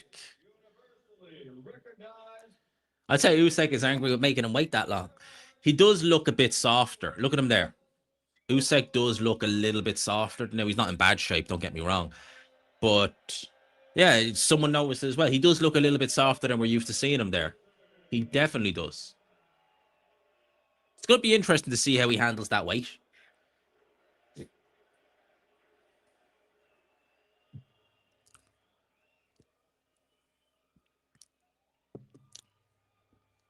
Yummy. Froth would KO Gypsy John.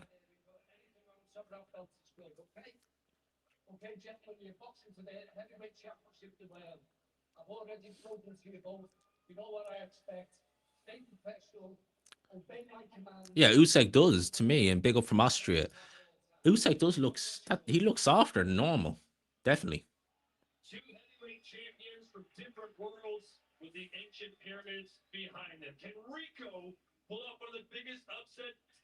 No, he can't.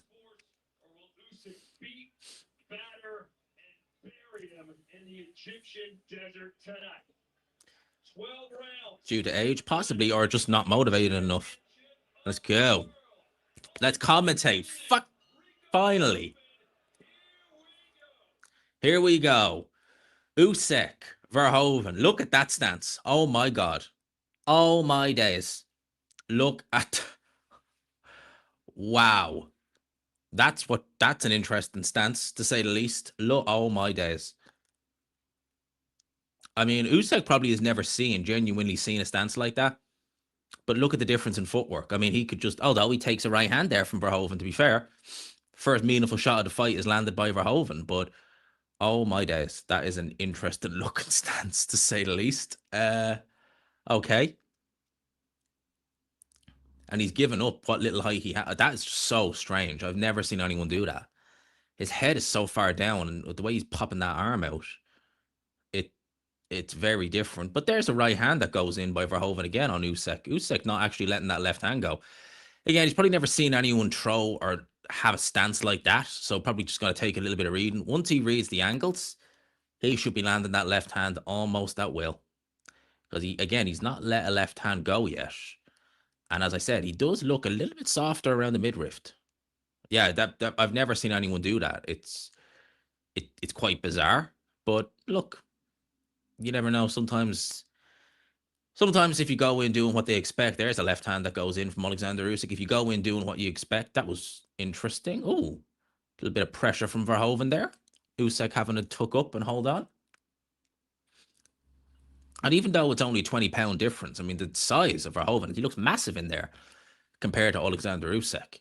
Looks absolutely massive. And with Usyk, footwork still looks good from Oleksandr Usyk, but definitely around the midriff, he does look softer than we're used to seeing him. Absolutely. I mean, there's no ifs or buts there. I would say that 233 is just because he still has maybe about 7-8 pounds of excess fat on him that he doesn't normally have. That's all I can think of when I look at Usyk and see him in here. And Verhoeven doing very well in this first round, actually. I'm not going to lie. He's probably winning this round. But he walks into a shot there. Yes, he walks into a shot there, all right. But yeah, he is. It's interesting, to say the least, the way he's looking in there. It's a different a different stance that I've ever seen, certainly. And Usyk with a right hook there just lands it on the top of the head. And we've got 25 seconds to go in the first round. Verhoeven's stance is altogether strange. And again, Usyk, when he fought Fury the first time, it was all punches from very early on. It was literally all punches. Here, he's being a lot more circumspect with his output. A lot more. As round one is going to come to an end in what is a somewhat competitive round. You'd still be giving this round to Usyk based upon the last minute or so. He's just landed a few more shots. He's done what he's needed to do. But there's the first round in the bag, I guess. But yeah, I can't say that that was the interesting thing was seeing the stance of Verhoeven. That was something I wasn't expecting. Okay, some are giving that round to Verhoeven. I certainly didn't. I gave that round definitely to Oleksandr Usyk. By the way, there's 500 people in the building. If you haven't already, do please consider hitting the like and hitting the subscribe button. I would greatly appreciate it if y'all could do that. Help your boy out. Hit the like and hit the subscribe button. I would greatly appreciate that. Doing the commentary. I think I'm better than Todd Grisham. Just saying. Just saying. But I think I am. Let's have a look at some of the highlights. So, yeah, first meaningful shot. It's a right hand by Verhoeven. And he even lands a body shot on Usyk. Interesting. But round two is now underway, or will be. Yes, it's underway now, round two. So, Usyk, Verhoeven, round two. Usyk in that first round, really taking a look at Verhoeven, not letting any real big shots go early on. We know Usyk has good power in that left hand. He's not one of the biggest punchers, but he is good enough. He's just got a puzzle in front of him in Verhoeven, something that he's not really seeing. But there's a left hand that starts going in there, leading with that right jab, but takes a right hand from Rico Verhoeven as well in retaliation. Verhoeven, a lot of slapping. A lot of these shots are slapping shots that he's throwing. They're not shots that are necessarily damaging Usyk, although he's already looking up at the time. He's got 2 minutes and 20 to go. Only 40 seconds in this round gone so far, Oleksandr. There's a right hook that goes in. Oh, Verhoeven takes it well. Uppercut by Oleksandr Usyk. He is very open. Right hook goes in as well by Usyk. And again, a lot of these shots, they're very slapping shots. They're not really going to trouble Oleksandr Usyk, you would imagine. But they are still scoring, like those there. Body shot goes in from Verhoeven, who's really, he's not really worried too much about defense, is he not? And using his strength there, leaning on Oleksandr Usyk a little bit there in the clinch. There's another jab that goes in, but Usyk is leading with that right hand, lands a nice little uppercut there as well. Does Oleksandr Usyk. So interesting stuff in this second round. Usyk finding his range a lot more in this round. There's a body shot that goes in by Oleksandr Usyk, but he's still having to move. He's still having to get out of dodge. Verhoeven is just throwing these little pitter-patter shots. There's nothing on them, but they're making Oleksandr Usyk reset. There's a couple of uppercuts to go in. Verhoeven takes them well, though. I mean, he took those shots that they were nothing, and he keeps on going. That's interesting. Where's Adam Smith gone? Yeah, they've got Todd Grisham in for the main event, which, all right, it's the zone's choice. They can do what they want to do. I'm indifferent. Either Todd Grisham or Adam Smith. They're both fairly similar to me, to be fair. And Usyk on the jab with a minute left in the second round. He is still winning this fight. He's winning this round, definitely. Oleksandr Usyk, way more accurate. But and there's a right hook that goes in. They both throw at the same time. But Verhoeven's taking these shots very well. And he's using his strength to back Oleksandr Usyk up every chance he gets. He's definitely, and Usyk's quite strong. Verhoeven, a very strong individual himself. There's a right jab that goes in by Oleksandr Usyk, left hand. These left hands are not bothering Verhoeven, not bothering him in the slightest. He is still coming forward and marching forward behind I was going to say high guard, but it's a very weird looking stance. He's giving his height away, something terrible, because he's actually, when he's doing that, he's actually shorter at that point than Oleksandr Usyk. And look at that, he backs Usyk up and he just lands a couple of uppercuts. Again, not much on these shots, but enough. They're still scoring. There's another combination by Verhoeven. Interesting. Just getting some shots off on Oleksandr Usyk at this stage. And again, how much and how serious has Usyk really trained for this fight? There is a round in the bag. It's for Oleksandr Usyk. But here we go. Interesting. Or certainly somewhat interesting at this stage anyway.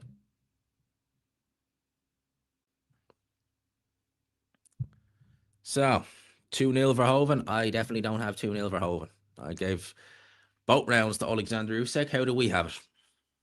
How's everyone in the chat have this fight after 2? I've got a 2-zip to Usyk, but someone has a 2-zip to Verhoeven. 1-all. Okay, interesting. 1 apiece. 2 rounds down. It is 2 rounds down.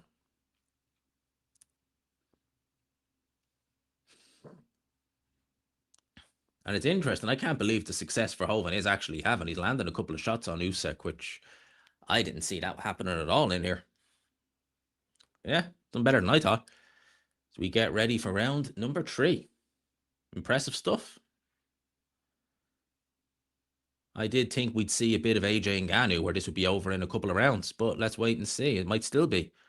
Because Usyk is still very accurate and he's leading with that uppercut and he's landing on Verhoeven every time, but he's not putting that much weight on those shots, Oleksandr Usyk. Again, nor is Verhoeven.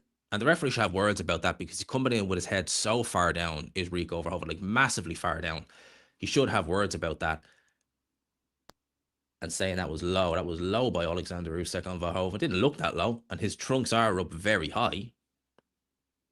In fact, Verhoeven's trunks are up way higher than Usyk's. And Mike Coppinger has 2 rounds up for Verhoeven. That's incredible. Well, Mike Coppinger scorecards are normally pretty poor. But 2 rounds to nothing for Verhoeven. Okay, that's interesting. Oh, both guys throwing land. And the fan scorecard 2-zip to Verhoeven. That is interesting. Very interesting. Usyk may need to get a move on.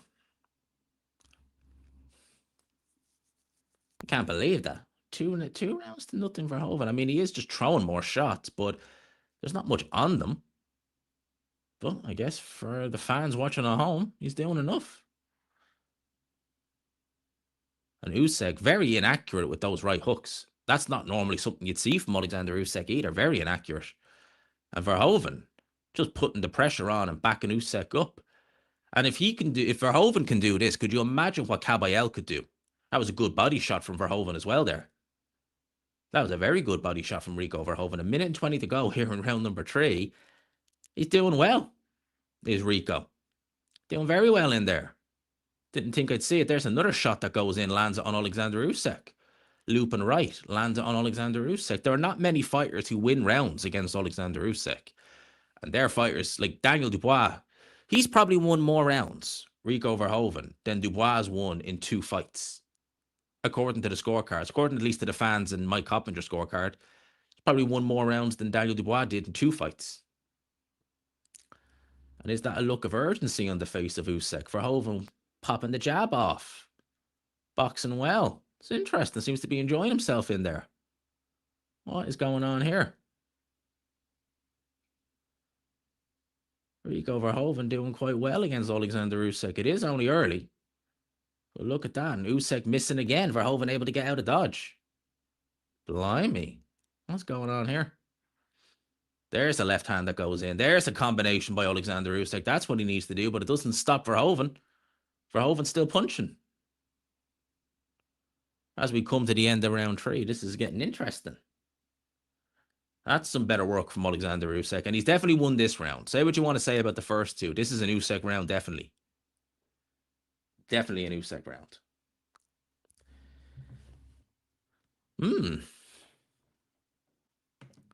It's getting interesting, people. Usyk putting a bit more weight on those shots now. And by the way, there's nearly 600 in the building. If you haven't already, I would ask again if you please could consider hitting the subscribe button. I would appreciate that. Hitting the like and hitting the subscribe button. It just takes but a split second. But yeah, very interesting. Let's see some highlights. Hopefully the zone will show them now in a sec of that 3rd round. That's where Usyk started letting some more hard shots go. People are saying Usyk 3-0 down. I mean, he was definitely landing the better shots in round 3. He was definitely landing the better shots, but let's see. Definitely the slowest. Absolutely. Usyk does look slow. Like when you saw Usyk, even against Dubois last time, he had that spring in his step. Doesn't have that here. Looks to have slowed down quite dramatically. And again, it's probably a case of how round 4 underway. How serious has he trained for this fight? Because he does look a little bit fleshy. Nothing major, but a little bit. How serious has he taken this fight? Not by the looks of things. Because, again, trying to get past that jab on Verhoeven, this is a far cry from the Usyk who was absolutely bossing both Tyson Fury fights, who schooled Anthony Joshua twice and stopped Dubois only last summer. Wasn't even that long ago.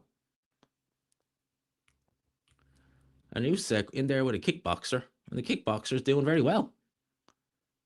Usyk resorting to just counterpunching, it seems. Could we be on the cusp of a shock tonight? There's another shot that goes in from Verhoeven. And the thing is, right, although Usyk is looking slower, he is getting his own shots off, but nothing is deterring Verhoeven. Like, he's taking these shots very well. Clearly has a good chin. And he is using his strength. Like, look at that. Just using his strength, pushing Oleksandr Usyk back to the ropes. Yeah, the vids from Fury are going to be absolutely insufferable. They really will. He is going to be he will be begging for a Usyk trilogy at this stage. He will be insufferable. He really will. And there's a nice uppercut from Oleksandr Usyk. He felt that. He definitely felt that. Verhoeven did, because that stopped him right in his tracks. So he's hurt there. Because before he was taking shots and he was walking forward, as soon as he got hit with that uppercut, he took a step back. And Usyk senses it. Now he's letting some big shots go. He definitely felt that. 100% he felt that shot. So Usyk will have a little bit of confidence there, knowing that he can actually get to him a little bit. Left hand goes in, right hook, uppercut. See, there are little tells when he's walking through shots before, and then when he gets hit with one and doesn't walk forward, he definitely hurt him with that. That's a bit of a tell. So he's got a minute left. What can you do here, Usyk? Uppercut again by Oleksandr Usyk. But Verhoeven still applying pressure, still using his strength. But I think Usyk will take a little bit of comfort in the fact that knowing that he did land a shot and it did appear to have an impact on Rico Verhoeven. 45 seconds left in round number 4. This is a round that's definitely going the way of Oleksandr Usyk. And he knows it as well. And he will be looking to get that left hand going. He will be looking to throw that straight left hand down the pipe. He's already hurt him once in this round. Can he do it again? The uppercut's been working a treat for Oleksandr Usyk in there, but he takes a right hand in retaliation. Has to take that and has to take a little step back. Less than 30 seconds to go in this round. What more can you do, Usyk? Come on. You got to show us something. Oh, that was a great right hand by Verhoeven. Silly defense. No defense from Usyk at all. Just a silly right hand to get hit with. And the mouthpiece goes out. Is that Usyk's or is that Verhoeven's? It's Verhoeven's mouthpiece. No, Usyk's not hurt, but the fact he's getting hit with shots that you wouldn't normally see him get hit with. It was a good right hand that he got hit with from Verhoeven. Verhoeven just taking the left hand of Oleksandr Usyk as round 4 comes to an end.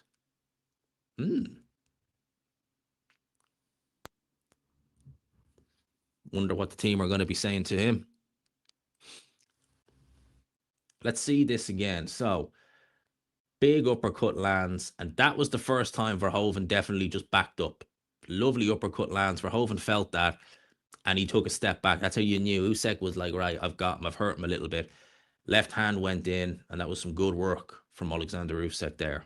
Lovely left hand. Finally finding some range. The uppercut's been working well for Oleksandr Usyk in this fight. But Verhoeven been doing well. Yeah, knocked the mouthpiece out of his mouth. Blimey. That was a good uppercut. Knocked the mouthpiece. AJ looking on next to Canelo. Wonder what he must be thinking. One day he looks tired. He just looks flat, more so than anything else. Round 5 is underway. This is the round he got rid of Daniel Dubois in. Let's see. Can he do the same with Verhoeven? He's definitely come back into it, Oleksandr Usyk. Someone's saying 4-zip. Definitely ain't that. Verhoeven didn't do hardly anything in the last round. So the round 4, you could definitely give that to Usyk. But question is, what else has Verhoeven got? Or has Usyk already solved the puzzle? The uppercut's been working, popping that right jab out and letting that left hand go. Ooh, little bit off balance both guys were there. I think when he's punching with him, some of the shots from Verhoeven are actually a little bit faster at times than Usyk. He's just coming in and look at that, using his strength, backing Usyk up to the ropes. And again, pushing him back. And that round's the first round that Mike Coppinger has actually given to Oleksandr Usyk, round 4. All the other rounds he's given to Verhoeven. Very interesting. Wonder what the fan zone scorecard is like, if it's similar. Left hand again goes in from Oleksandr Usyk. He is still, at least for me, looking a lot more live. But Verhoeven, look at that, up on the balls of his feet. Look at that, bouncing around the ring. In and out. I would say he's wasting some energy by doing that, but it's making Oleksandr Usyk have to think. And Usyk not letting that uppercut go. The uppercut that he had so much success with. Not letting it go in this round. He's got 90 seconds in this 5th round, Oleksandr Usyk, to go and show something. And he's got to show something quick because these rounds are falling away. These rounds are coming. These rounds are going.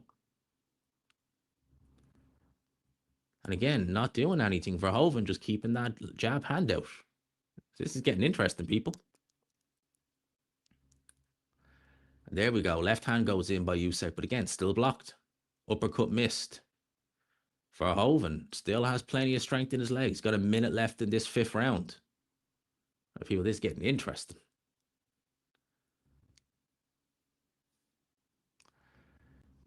I would say, oh, that was a lovely shot from Verhoeven. I was just going to say he slowed down a little bit, but he lands a nice left hand or right hand on Oleksandr Usyk, and he backs him up with a combination again. Usyk just not letting some shots go. He's not throwing enough punches. Good body shot from Verhoeven. It's good work in here. It does make you wonder if Verhoeven had actually stayed boxing, how could he have been? He's doing very well in here. Doing extremely well. And he's winning this round, definitely. Usyk's done nothing in this 5th round. Done absolutely zilch. Misses again with a left hand. Look how inaccurate he is. That's not like Oleksandr Usyk.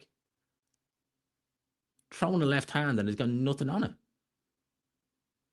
And missing with the jab. Misses with the left hand again. Misses with the right hook. Missing these shots that he normally is able to land with ease. Blimey.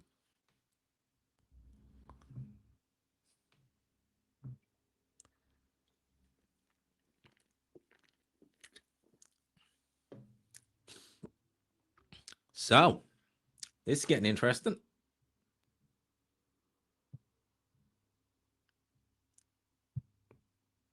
He could be onto a shock here, people. Well, that round I would give it to Verhoeven because Usyk barely did anything. Like, he literally barely did anything in there. Russ Amber, Sarai Lippin. Needs Alatoni Lomachenko, it might seem. Usyk is looking flat as hell. He's looking awful in there. Peter Fury, assistant trainer. I thought Peter Fury was the head trainer.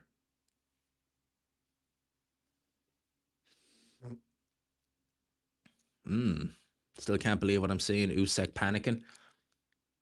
Well, we're not even at halfway, but we're going into round 6. I am absolutely shocked at what I've been seeing in here. Round 6 underway. And again, it's absolutely shocking what we've been seeing so far. Oleksandr Usyk losing a lot of... Oh, there's a good uppercut, though, from Oleksandr Usyk. But Verhoeven takes it well. He's got a chin on him. He certainly has that. Another uppercut goes in from Oleksandr Usyk. I don't know why he wasn't throwing that last round. He was having so much success with it in the 4th round. But now he's letting some of those shots go, Oleksandr Usyk. Verhoeven missing a little bit there. Uppercut again goes in from Usyk. That's the best shot he has. And looking to fight fire with fire. In the clinches. And see, the thing about Verhoeven, because he's leaving his head down like that and he's coming in over his lead leg, yeah, you are going to be open for the uppercut like he is there. And Usyk is smart enough to throw that, and he is having some success with it. But at the same time, Verhoeven just using his own, just basically being more physical than Oleksandr Usyk. Never mind about technique. His physicality is just, there you go. And causing Usyk loads of problems in there. And again, doesn't help that Usyk doesn't look in amazing shape, and he really doesn't. He really doesn't. And he is just looking so flat. He's got 1:40 to go. He'll do it a bit better in this round, Usyk, it has to be said, than he was in the last round.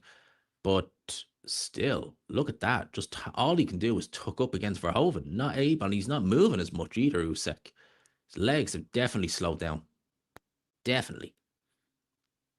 Struggling to get that range in. And see, that was the thing about Usyk. He would use his legs and dabbing away at his nose, and he gets hit again. He would use his legs to get in on range. He doesn't seem to have as much bounce in his legs in this fight. Certainly not. Looking to lead in again with the uppercut again. Takes another right hand from Verhoeven. It's crazy. The amount of shots Verhoeven's been landing on Oleksandr Usyk is absolutely insane. Usyk saying he might have 3 fights. He might not have another fight after this. And Usyk again, this is crazy stuff. Daniel Dubois and Don Charles must be looking, thinking, oh, let's get this trilogy fight. But he does land a good counter left hand there as Oleksandr Usyk. He's still got 40 seconds to do some work here in this 5th or 6th round. But blimey, this is... and there's some more shots going in from Verhoeven. Landing that right hand almost at will. It's crazy. I can't believe what I'm seeing in here. Last 30 seconds and he has still got loads of spring and loads of bounce in his steps. And just keeping Oleksandr Usyk at bay. And Usyk really hasn't got a lot to answer. This is crazy. I never thought I would have seen something like this. Last 10 seconds of the 6th round. And Usyk just chasing, just following Verhoeven around the ring. He's got nothing. As round 6 will come to an end. And all right, that was a bit of a better round for Usyk, but still. Damn. What are we seeing, people? Wonder what X is saying, Boxing X is saying.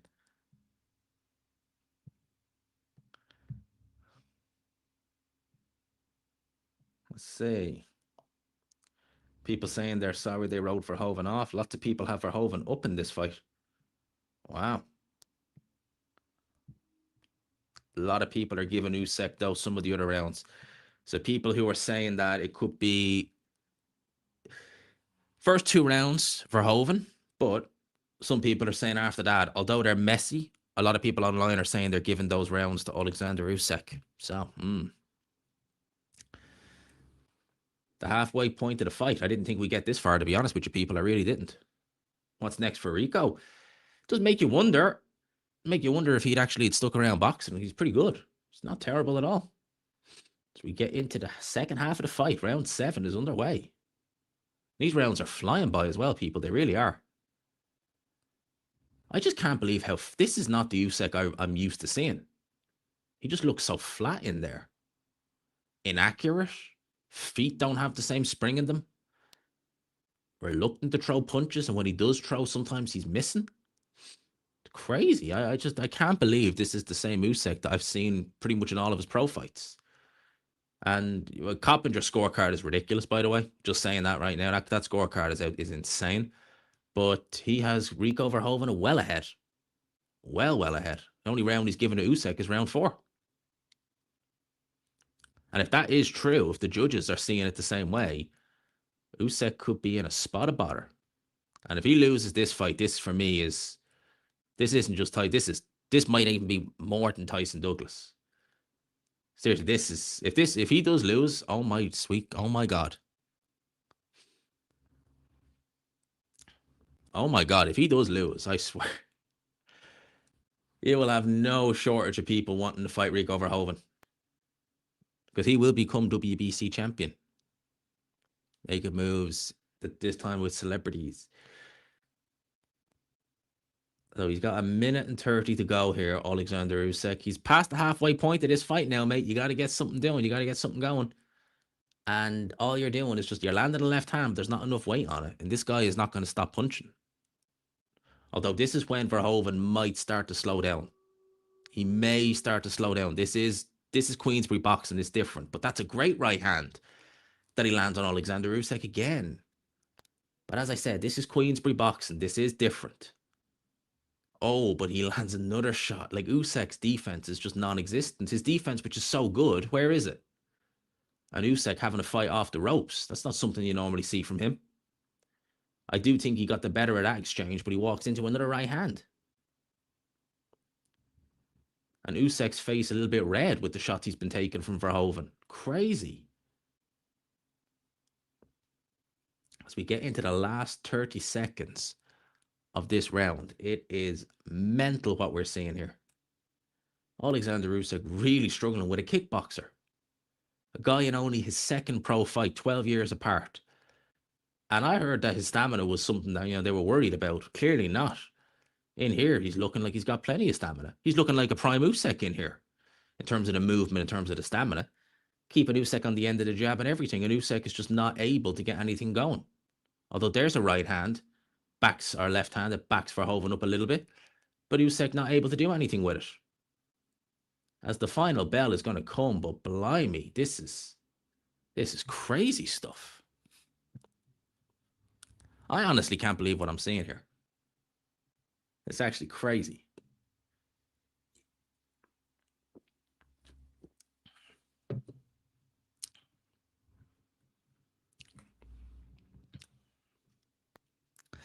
Haven't put a bet. I wonder if Adam put that money on there for Verhoeven to win after all, man. You might actually make something on that now. I'm not going to read that comment, but I do laugh at that one. I will laugh at that one. I'm not going to read it because of the names, but yes. Usyk has gotten old overnight. I think he's just not taking this fight as serious as he should have. And I think that people are going to have a field day with Usyk. Even if he wins this fight, they're going to have a field day with him over this fight. Why is Usyk slowing down? Well, age, past his best. And I don't think he took this fight as serious as, well, now apparently we all know he should have. Round 8 is underway. I didn't think we'd even get past 5 rounds. Really didn't. Left hand does land there at the start of the round for Usyk, but there's nothing on it, and he's not throwing that uppercut the same way he used to. He was throwing that uppercut with regularity earlier on.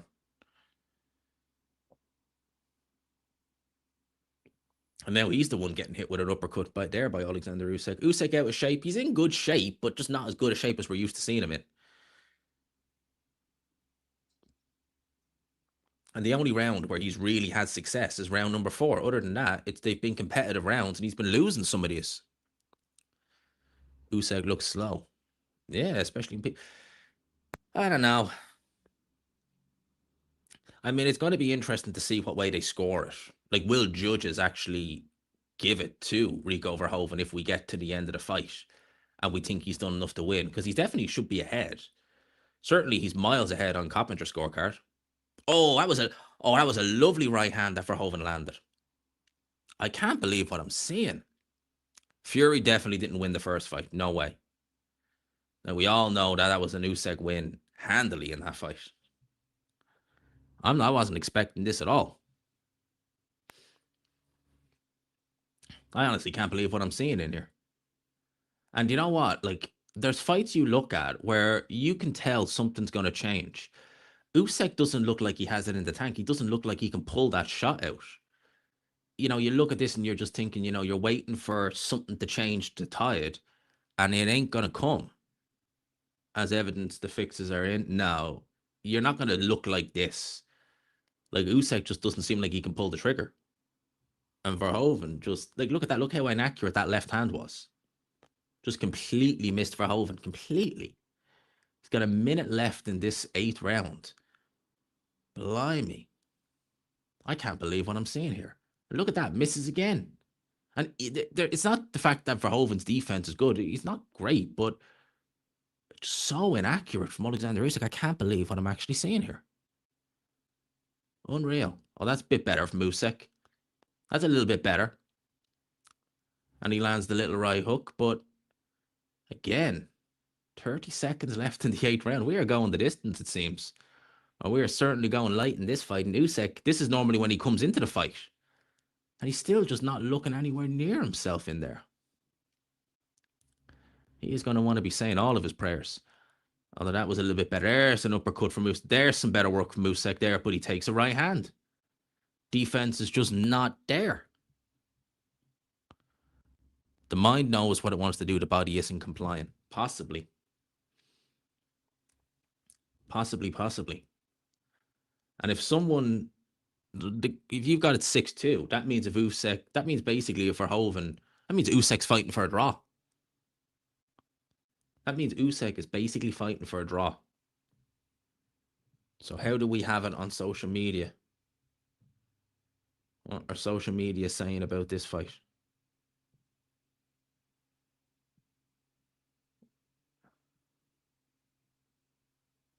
Dave Colwell saying he wanted Usyk to retire. He should have retired after his last fight.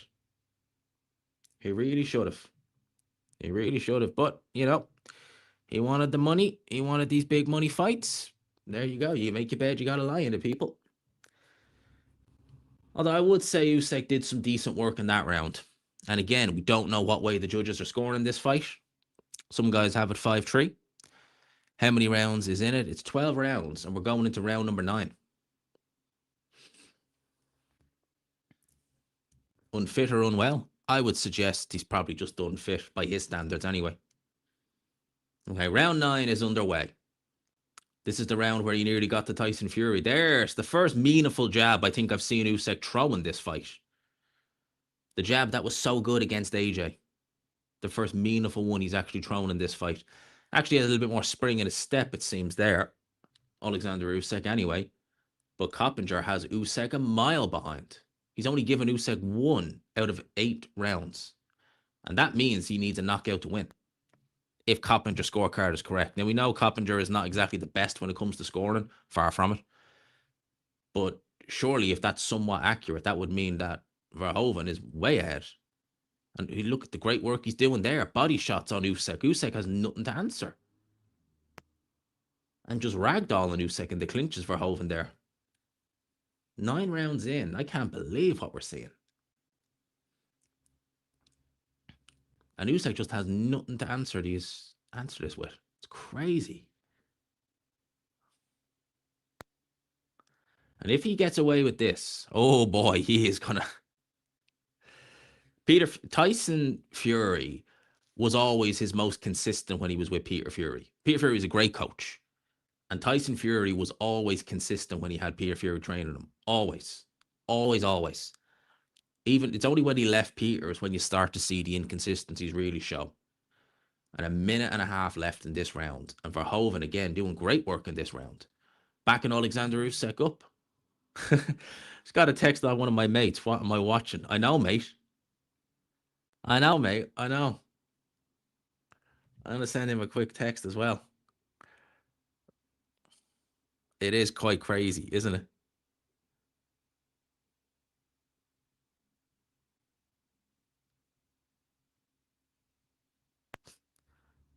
Sorry about that. But yeah, less than a minute left in round number 9. He is absolute. It is crazy. And Verhoeven's gas tank is really good. Turkey not even paying attention at ringside. Made us all wait for nearly an hour and he's not even watching the fight. Brilliant. We love Turkey, don't we? We really do. Verhoeven again. Look at this. This is crazy. Right hand from Verhoeven. You would never think. If you said to a casual fan, one of them is one of the greatest heavyweights of all time, the other is a kickboxer, you would say Verhoeven is the boxer and Usyk is the kickboxer. You would never believe this.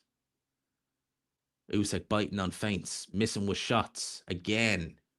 It's crazy. Less than 10 seconds in round 9. This is a round for Verhoeven again. Another Verhoeven round. Absolutely mental. Absolutely mental what's going on. They said open scoring areas having a draw. Well, I wouldn't be shocked. I wouldn't be shocked if they Spencer Oliver. Oh, that's very bad then. Spencer Oliver has that score, then you can imagine Usyk is miles behind.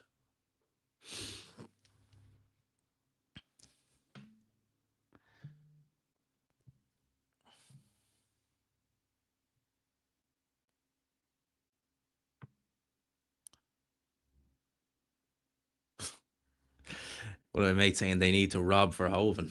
They can't let the guy take the belts.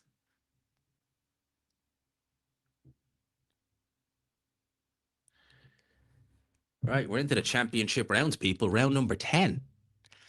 Yeah, I reckon when we get to the end, the scorecards, when we hear them, are going to sound flipping weird. They're going to sound bizarre. 776 in the building. People, we could be watching one of the biggest upsets of all time. And if you haven't already hit the like and subscribe button, I would encourage you to please do that. But people, we could be seeing one of the biggest upsets of all time. And we have less than 9 minutes to see if that will actually happen. People, we have less than 9 minutes to see will that happen. And Usyk hasn't looked remotely like getting a knockout in this fight, apart from round number 4. Other than that, he hasn't looked at all like getting the knockout in this fight. It is crazy what we're seeing. It is legit crazy. And Verhoeven is doing so goddamn well. But the referee is having to have words with him, having to back up. Some of them shots did stray low. But people, this is insane what we're seeing here. Oleksandr Usyk, one of the greatest of all time, looking very human against the kickboxer in Rico Verhoeven. But Rico Verhoeven looking like an absolute world beater in here. And he's doing great work. He's been using his strength. He has been absolutely outmanning Oleksandr Usyk. Oleksandr Usyk, one of the strongest, one of the most durable heavyweights in the world, is being outmanned by a guy who's only had one professional fight at heavyweight over a decade ago. And God help the guy who fought him. Say that was a hard night's work. And Verhoeven backing Usyk up again. He's never noticeably stunned Usyk, but blimey, he has been landing shots left, right, and centre on Oleksandr Usyk. This is outrageous stuff. Nearly 900 in the building. If you haven't already, do please consider hitting the like and subscribe button. I would appreciate that. Let's get the likes and hit the subscribe button if you haven't already. Let's see if we can pass the magical 1,000. We can get 1,000 in this live. So hit the like, hit the like and hit the subscribe button, people. See if we can get that clock into 1,000. We'd love that over here. We would love that. Usyk, less than a minute to go in round number 10. And he is still looking completely ragged. He is still not looking himself at all. And there's Rico Verhoeven body shots on Oleksandr Usyk again. Winning rounds, Rico Verhoeven. Winning them big. Right hand by Rico Verhoeven body shots. He backs Oleksandr Usyk up to the ropes again.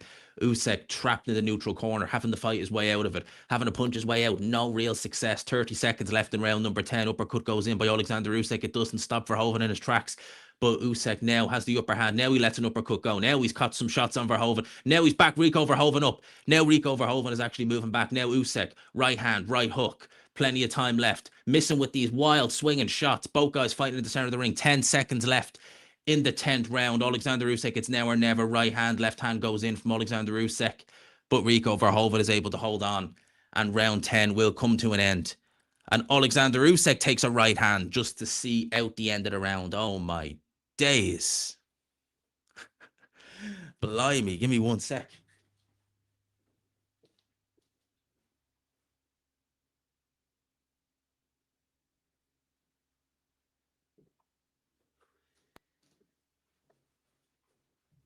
Yep.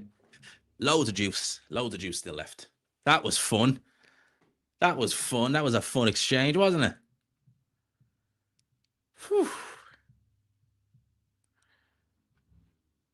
Usyk does look old.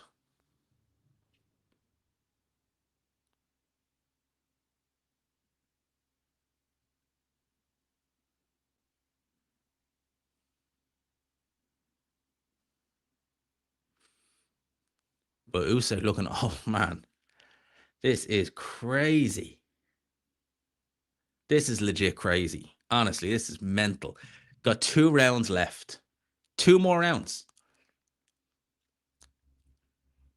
We have 2 rounds left into round 11, which has just started. Oleksandr Usyk.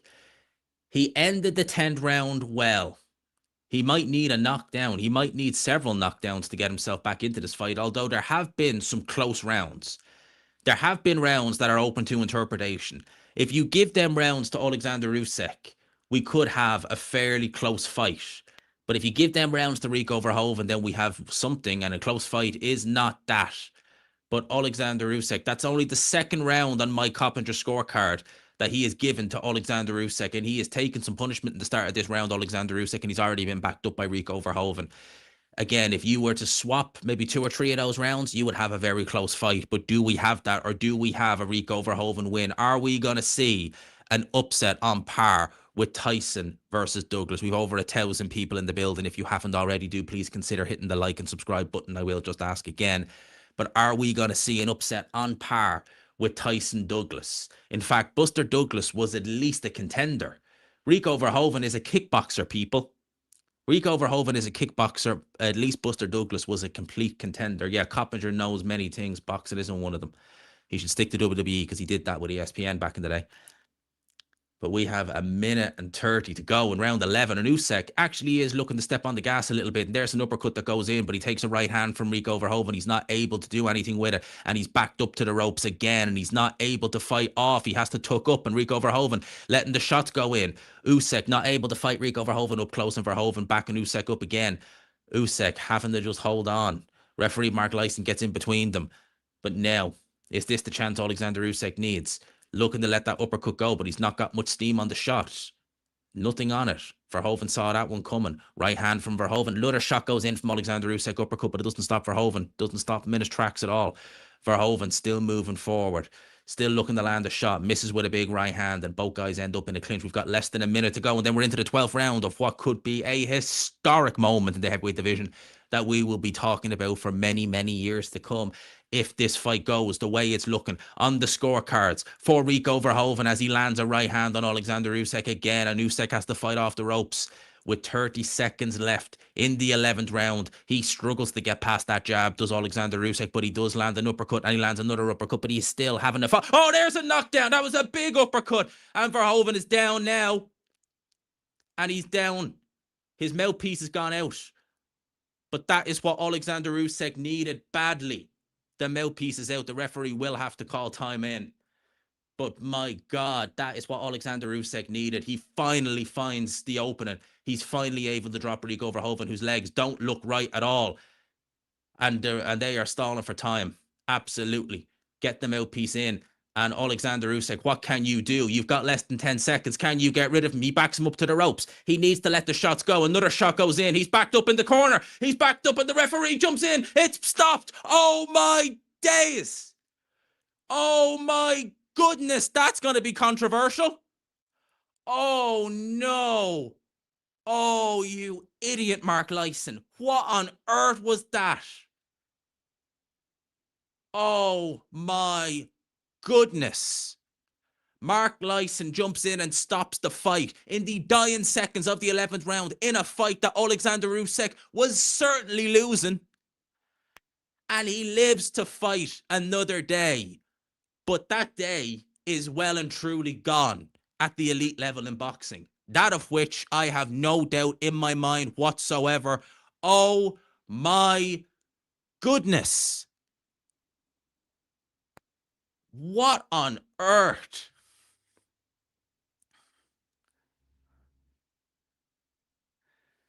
Mate, what what was that? Like, what was that, man? That was one of the most BS stoppages I have ever seen. Man, I'm watching this live and doing a live reaction, and I swear the chat is going crazy for that stoppage. And that wasn't Nade, by the way, I sent that to. What's happened? Usyk, let's see it again, right? Usyk landing the uppercut all night for Verhoeven. Boom! And that was a beautiful uppercut. Absolutely pinch perfect. Beautiful uppercut. No one's disputing that. Bang. And down he goes. And he's hurt. No one's disputing that. He's hurt. Mouthpiece comes out, struggles to get to his feet. He's backed up to the ropes. All right, left hand, right hand. Boom. 1, 2. He's not punching back. But that's no. I can see why he'd stop it. Verhoeven gave him reason to. He wasn't punching back, but in the dying seconds of the 11th round with 1 round to go, oh, Oleksandr Usyk, you lucky man. You live to fight another day. But blimey.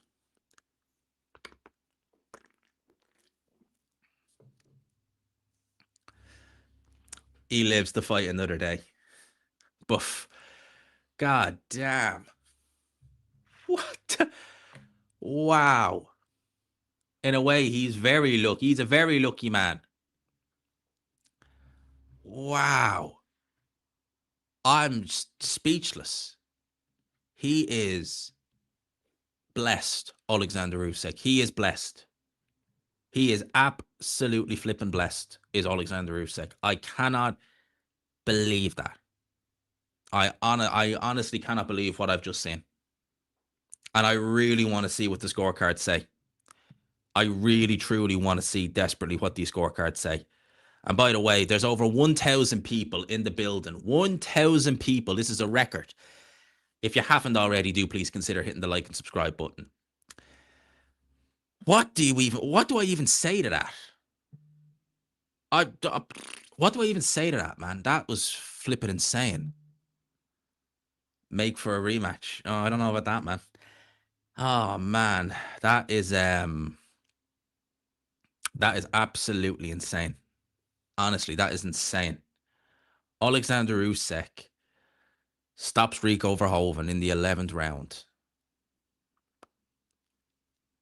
Wow. Unreal. I think you would be fair to have Verhoeven up at the time of the stoppage, to be honest with you, mate. I think that would be completely fair to have him up at the time of the stoppage. It really would. And Mark Lyson was desperate to jump in and stop it. He was desperate. He really was. People, what do you say to that? Like, what do you actually say to that? Blimey. That's all you can really say. People, I am going to call it quits here for the night. And I am going to do a live well, not a live. I'm going to do a reaction video, my post-fight review. So until then, thank you all for locking in. I greatly appreciate it. I can't believe it. I just cannot believe it. But until next time, people, I will leave it there. Thank you all. Thank you all for locking in. We got great numbers in here tonight. What do we say to that? What do we say to that? Madness. Peace and love, people.